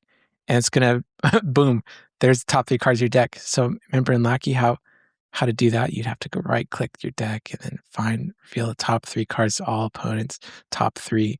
It's just kind of like, how can I add shortcuts? How can I make people's lives easier? Yeah. How can I make this easy and intuitive for people to use? And there's a shortcut for Mayhem, too. That was added just for you, John. So I've tried to add a little shortcuts on certain cards, like Herod's Temple. There's a shortcut like reserve the top card of my deck, or Lawless is going to like reveal the top cards of my deck. Virgin Birth, look at the top 6. So just some of like the more popular cards. So I'll be trying to add more shortcuts to cards where it makes sense. And to clarify, these are accessible just by right-clicking on the specific card. Yep. Wherever it is on the table. Yep. Let's see. Another cool thing I added was another reason, like, how can I get people to want to play this version of Redemption instead of just kind of sticking to Lackey? I currently am excited to announce something Lackey doesn't have, which is support for Paragon. So you can go online load in your Paragon deck and play somebody with a game of Paragon, which is something you can't do in Redemption or Lackey today. I did want to clarify it's only a 2-player game. It's only support for 2 people, so I don't have it built out to do 3-person game or 4-person game. We're a little bit away from that. That question was right here. I was about to ask it. Yeah, so if you want to play a 2-person game of Paragon, now you can online. Happy to announce that. Is that on the future plans to maybe add in the multiplayer aspect, or is that? It is. Okay. All the code in the back end, it's actually called multiplayer mode. So from the very beginning, I had multiplayer mode in mind. So hopefully all the things I've been coding and designing, it's going to take some work to get it to work for multiple players, and solving the problem of how am I going to display all the cards on the same screen for 4 players at the same time. That's going to be a visual problem for me to decide. One note about users who want to be able to read the cards on the screen without having to preview them. On Lackey, you can't do that today. So that's not supported on Lackey or any of the existing game clients. And yeah, at least you get a better resolution on this mode. So in theory, it's possible to do it if you crank that card size up a little bit. So when you release this, you feel confident that all of the not that I experienced, like I said, I didn't have any stability issues or whatnot. The expectation is that this is ready to rock out of the box for 2-player games by loading the TXT files, which you can, import a TXT file. If you've already got a deck built in Lackey, it's super easy just by going into import and then pull in the TXT file, as long as that TXT file is from the new version of Lackey that after the plugin was updated with, I think the big thing was souls, the name of souls and things like that. Yeah. So as long as it's like that, it should pick up and add all of the cards. I recently did one that was from an older version of Lackey, and it gave me some trouble. So I had to end up going in and manually creating the deck, which was no problem. But it has worked flawlessly for anything that's built on the current plugin for Redemption on Lackey. So importing your deck is fine if you want to get a deck from Lackey into here. Or if you want to use the community decks and things, you can just immediately play. So when it comes to playing, I know from, the test game that at the top there was a play icon. Is that how it's going to be when it's rolled out? Yep. So you'll click that and then load your deck from there? Yeah. It's going to be, the play button is going to be at the top of the menu bar. You're going to click that. It's going to bring you into this place where you get to select the deck that you want to play with, and then either create or join a lobby. And there's going to be a little option on the side. If you want to join a private game that's not available in public, you can enter a 4-letter code and it'll let you get into that lobby.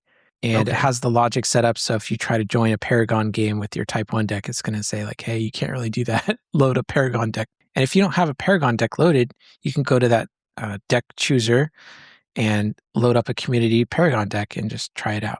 Cool. As far as if anyone runs into issues, are you wanting them? Because I don't think I've seen on the site. Is there a report a bug?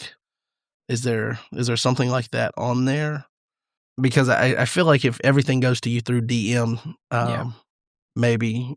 I mean, honestly, I don't think you'll have that many issues since the stability that I experienced in our game, the test game. So assuming that is kind of mirrored throughout, I don't think you'll have that many issues. But it might be nice to not get bombarded with DMs if things do go awry. Yeah. I could set up a dedicated section at the bottom. There's a question mark, and people could open that and able to add screenshots and describe what's going on. Right now, there is a report a bug feature, but it's hey, if you have a problem, join the Redemption Discord and DM me or file an issue on GitHub. And nobody's filed an issue on GitHub because that's kind of technical. But yeah, I think there's some room for me to add a feature that makes it easier for people to let me know if something's going wrong. And for this is definitely the most complex thing I've ever built for this app. And it's definitely taken me the most time. I think all my free time for the last month and a half has been poured into making this, is trying to getting it as best as I can. But even then, every single day and every single game I'm playing with this, there's always something new I'm catching. So for example, a game I played yesterday, my opponent was using a certain resolution of a screen that I hadn't worked with before. And he was trying to preview cards and the cards were getting cut off. So I was like, oh, send me a screenshot. Help me out here. So yeah. If anyone has any issues and they bombard you with DM, people will be able to refer back to this and know that I told you that you might not want to. But yeah, I don't think you're going to have too many issues. I'm excited to see it, and just the quick viability of being able to jump into a game with a deck that is not mine, and I haven't spent 20 plus minutes recreating from a grainy picture or even from a deck list itself. I think that would be really cool. And if you end up getting the thing to work to where you can log in and attach a file for your deck for a tournament winner, then you'll easily be able to click on and play the deck that just won the latest state tournament or something. Yeah. All under, like we said, under the same roof, so to speak here. Yeah. So I'm super excited. I've felt bad. Like I told you that I felt bad because you were trying to time this up with the release of the podcast. And it feels like, dude, with my son's baseball schedule and, other issues with, the ongoing situation with my nephew that we have custody of now. And I just feel like my schedule's been really tight, and then Jake's schedule's been really tight, and trying to find a way to balance both our schedules and then also your availability has, I kind of felt bad because it felt like we were kicking this can down the road for a couple of weeks. But I mean, I think you said you took the extra time to kind of work out some more features for it and whatnot. But I'm excited to see how this, hits the community, how the reception is. I assume it will be positive. But in that, I'm excited to see, when people start playing it and things, when they start reporting back, like, what is the thing? They're like, oh, this is better than Lackey. But I also feel like there might be something that they're used to with Lackey that maybe, kind of fell through the cracks or whatnot that I'm sure can be added or whatnot. I'm just kind of excited to see what that first early window of people playing games on it is like. I'm excited too. I'm open to feedback. I'm open to feature requests. And I really hope all the time I've spent polishing and buffering this passion project of mine is worth it, and it's going to pay off. So thanks for giving me that extra time I needed to make sure things have my I's dotted, my T's crossed. Are you open to an idea suggestion? Maybe bring it on here already. Yeah. What do you think? Do you think there's a way to have like an overall record tied to your profile? That's an interesting question. I thought about that, but I also thought about like it would be easy to game that number. You could easily open up a new Redemption account, put it incognito window, join a game, and then like play it yourself and like inflate your numbers in a theory. So it's like really hard to enforce that. Maybe I could add that in if the match is considered a tournament match, for example. Maybe I could add something there. Yeah. I just thought it'd be kind of cool, like long term to see. I could do like number of games played. Maybe that could be like something, but then maybe like number of games played over 20 minutes or something. Because if a game's less than 20 minutes, it's like, I don't know if we want to use that as a data signal. Unless it was a great combo deck. Oh, yeah. Unless it's John Early winning on turn one deck. But yeah, that was just a random thought. I thought it would be, kind of cool to, someone's the first player to win 300 games on your app would be kind of cool.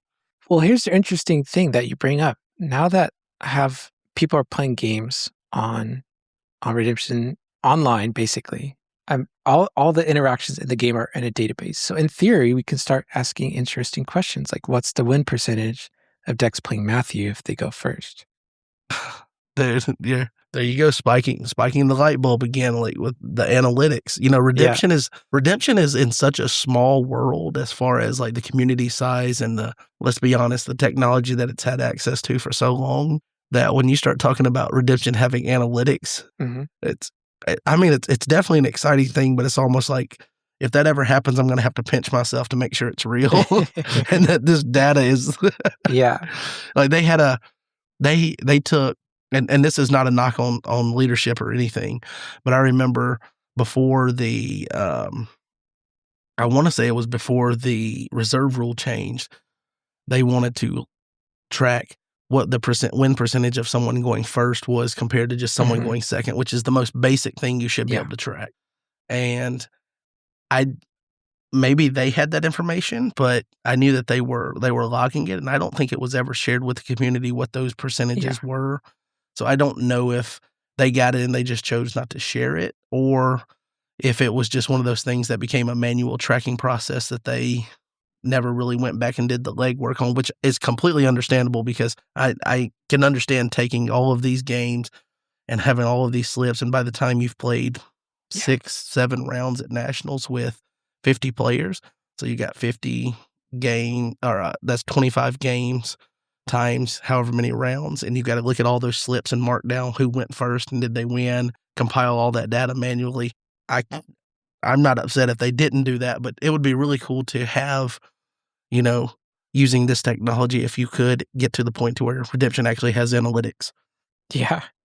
This is a great transition point into one of the last things I wanted to bring up is why am I doing this? And what am I going to do with all this data that I'm now, in theory, have access to? And so I just wanted to say, I know anyone who's using the website's an act of trust, especially if you're building a new deck that you want to keep private. It's an implicit trust of I'm using this website and this deck that I'm building is going to be secret, and Tim's not going to look at it because I do maintain and build the database. I have those admin privileges, so in theory I could go check out what people are doing, even if there's a secret deck. But I just wanted to just be very transparent. Scrubbing for the word secret in deck titles. Yeah, I just want to say I've never done that, and I have no plans of doing that. The reason I built this project is not to get this secret ultra competitive edge of this big brain move of what's the best way to win nationals? Oh, I built this whole platform to build decks and collect data on what people are doing. That's not what I'm about. It's just more of a data mining project. The Redemption community, Tim. I thought you were better than that. So I just want to say your secrets are safe with me, and it's a small community, and trust goes a long way here. So I hope you guys are trusting me, and I hope I've demonstrated that I'm a trustworthy individual, and I'm not this big faceless tech company. Who knows what you're doing with your data? But so that's something I wanted to preface of why am I doing this? It's a passion project that I just want to see how far it can go and help people move away from Lackey. And it's not for the money. I have no intention of putting a paywall in front of this or asking for donations or anything like that. Andy has been very generous in offering to help pay for the cost of running this site. And so I have a Your Turn Game sponsor, but I don't think I'm going to be doing anything else aside from that. And any sort of insight I do about the analytics of the games, I'm not going to sit on that. Any analytics work I do, I'm going to be publishing to the community. So anything I know, I'm going to be pushing it out to you guys. So those are the promises I want to make to you guys. So no $9.95 a month, no Patreon channel with special features. No. Okay. Well, it'd be cool to give away the first month free. You can be like one of those guys on TV. Sign up now and your first month's free. But if you want to pass that up, can you imagine upload this and it's like a month later put it behind a paywall? That'd be so cruel. Once people have deleted Lackey from their computers. Yeah. After you kill Lackey successfully, the Lackey killer. No. Yeah. But I think that's reassuring for people that you're not. Mostly the thing about not scrubbing private decks and things. I think that's. I don't think I had even the thought that you would do that personally, but I feel like I might know you more or are better than some in the community just from our interactions over the past couple of years. So I didn't have that thought, but someone that is new to the game, they obviously will not know you as well, and so at least putting this here in this forum, that we can say out there to the masses that you have no plans to steal and share their information or anything like that. Plus, I think you proved it the first year you came into the game. You don't need secret information. You just show up and win. I think it's a valid question to ask in your back of your mind. It's like, oh, he's competing in all these tournaments, wouldn't he want to like try and get every edge he wants to try and win? And I think it's a valid question, but yeah. Yeah, for sure. But I think that that covers your full list that you sent to me about things that you wanted to cover. So before we get ready to wrap up the conversation here, and depending on when this comes out, hopefully we'll be able to sync it up to where this is coming out alongside the ability to play online through the app. Is there any lasting thought that you want to leave with the people? I do know that as excited as I am for some of the changes, and that's another thing. And what I'm planning on, I'm hopefully trying to get a couple of elders to come on and talk about the future categories of play for constructed, having limited and unlimited, and how that's going to impact the current landscape of the game, having what feels like will potentially create a cleaner presentation of the limited format for newer players to play in, and then the wild world for established players to play. I know that that's going to create a lot of work for you on the back end here, going back in and codifying, what's legal and what's not, and things like that. So, can I tell you a side story about that? Sure. You know how in Redemption, we have different versions of different characters. So like Moses from the starter deck, and Moses from Cloud of Witnesses, Moses from Friend of God, the servant. Yes. Currently, I had to solve the problem of like, how do I detect if the user is trying to put too many Moseses in their deck? Because remember, you can only have one per 50 cards usually. So I had to do the second hardest thing I had to do was figure out how to associate which Moses with. I had to group all the Moseses together. Had to group all the Marys together. And there's Mary Magdalene. It's different than Mary, Mother of James. It's like they don't make it easy for me to codify everything from a card name perspective. I'm sure that like as they were initially designing the cards, they had no idea that this is what was going to happen. But it was just a funny thing for me that the second hardest thing for me to do was figure out how to correctly associate names with the right cards. And that's something I eventually just had to do manually because there's so many edge cases for how it was all working. And now you gotta make sure the whole card pool is included in all of that. Yeah, there's probably gonna be some more work for me on Roots because basically every card in Roots is like a reprint. So I'm gonna have to make sure every card that's coming in is associated with the right Mary and Moses and Ananias and everything like that. Well, I definitely don't envy the work there, but I think now that you've gotten everything kind of streamlined for people to play online, you've kind of locked yourself into that extra work. Yeah. So I don't have any coding experience, or I would offer to help you. But you saw from some of my questions trying to figure out how to use the little free website that Podbean gives me. Yeah, that's as deep as my coding goes. I can inspect the element and tell you what I see, and that's about it. It is kind of cool to go on ESPN and mess with. One of the guys at work's a big Cowboys fan, so every now and then I'll just, did you hear what the Cowboys did? And the headline on ESPN has changed to like, Cowboys have released Jerry Jones or something crazy. And he's like, no way. Ultimate gaslighting, just editing. I inspected the element, sir. That is hilarious to me.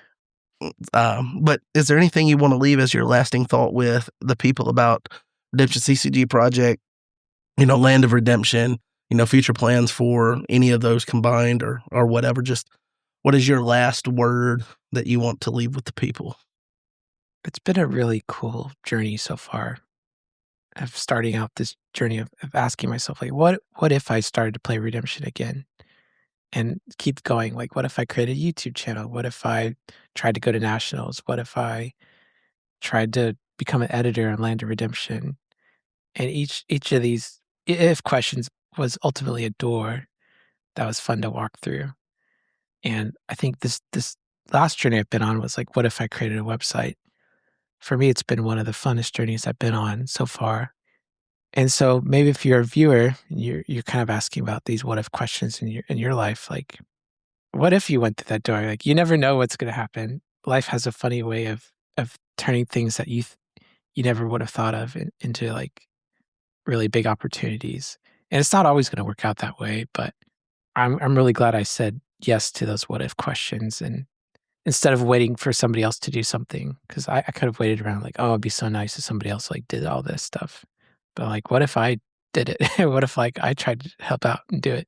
So maybe that's kind of my last thought. It's been a fun ride so far. You're getting deep on us, Tim. I thought you were just a regular baboon. Turns out you're Rafiki on the inside. But yeah, I'm glad that you've stepped up to that. That's kind of how, not to toot my own horn or anything. That's kind of how this podcast ended up coming to fruition. Was John Early and Josiah Beers had 5 glorious episodes, I think it was, of Top Cut Savvy. They're like, we're going to teach the average player how to improve their competitive game, their competitive chops, and take the next step towards maybe top cutting at nationals. Joke's on them because Top Cut doesn't even exist anymore. But I was so enthralled about it, and I enjoyed being able to interact with the game without the cards in my hand, because you're only around the cards so much, and a lot of times if you're really passionate about a hobby, you want to interact with it more than the limited time that you actually get to do the thing itself. Like talking about it is a different avenue, researching things like that. Going through and reviewing history and all of that, learning, from different people and things. So there's a lot of things you can do outside of interacting with the actual cards for this game. And I was super pumped about it. And then they stopped and they never picked back up. And eventually, those big changes for the game were announced. And I was like, man, it'd be really cool to have a podcast to talk about this stuff. And, that's how I got started.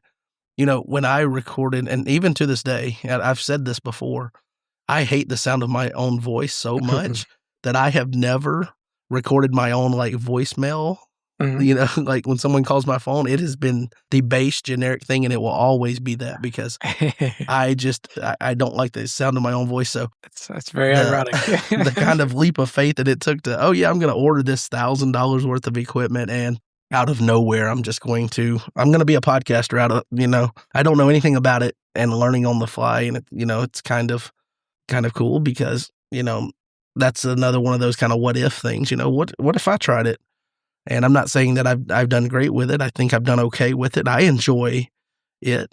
And I'm glad that it's kind of expanded to also now include Jake and give him a purpose within the game that's not just, playing the cards and things. And we've been able to, have people like yourself on to share about their own projects and things. We highlight with the recent news or whatever that we do with most episodes, where we talk about other content that people's created and try to showcase that. And, it's another one of those what if things. So, if you're listening and you got a what if, just quit what ifing and do it. What is the old Nike thing? Just do it. Just do it, homie. When it comes to shoes, don't wear Nikes. Wear New Balance. New Balance is better. That's hilarious. Well, I think I am good to wrap up here if you're good with what we've said here. And I would like to encourage people that he's sponsored by Your Turn Games. I'm sponsored by Your Turn Games. Jaden with Redemption with Jaden is sponsored. So Andy's done a lot of, giving back to the community to support content creators and, bringing things to the player base that, is helpful, like the Redemption CCG app. So if you're enjoying any of those and, taking advantage of those, go to his website and support him. You can buy your pre-built Paragon decks to get ready for your side event at Nationals, because I'm telling you, that thing sounds like it's going to be fun.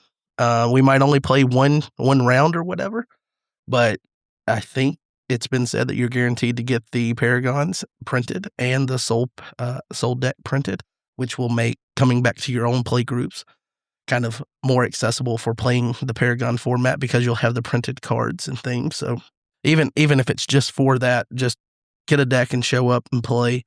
But then you also have Challenger and Contender decks to help with the onboarding for jumping into deck building. And then when you're ready to go beyond that, you can build your decks on Redemption CCG and also load them there and play games. So that's kind of kind of cool that we're all kind of under the umbrella of Your Turn Games, giving back to the community. So definitely want to encourage people to support Andy and his business there. And I think after that, I'm good to leave it here with you. So go and get your first game in on the Redemption CCG app and, report back and tell us how you did. Peace. Thanks for listening to this episode of the Threshing Floor Podcast. Help us grow our community by leaving a rating and review wherever you listen to podcasts. While you're at it, be sure to subscribe or follow so you don't miss the next episode. And we'll talk to you next time on the Threshing Floor Podcast.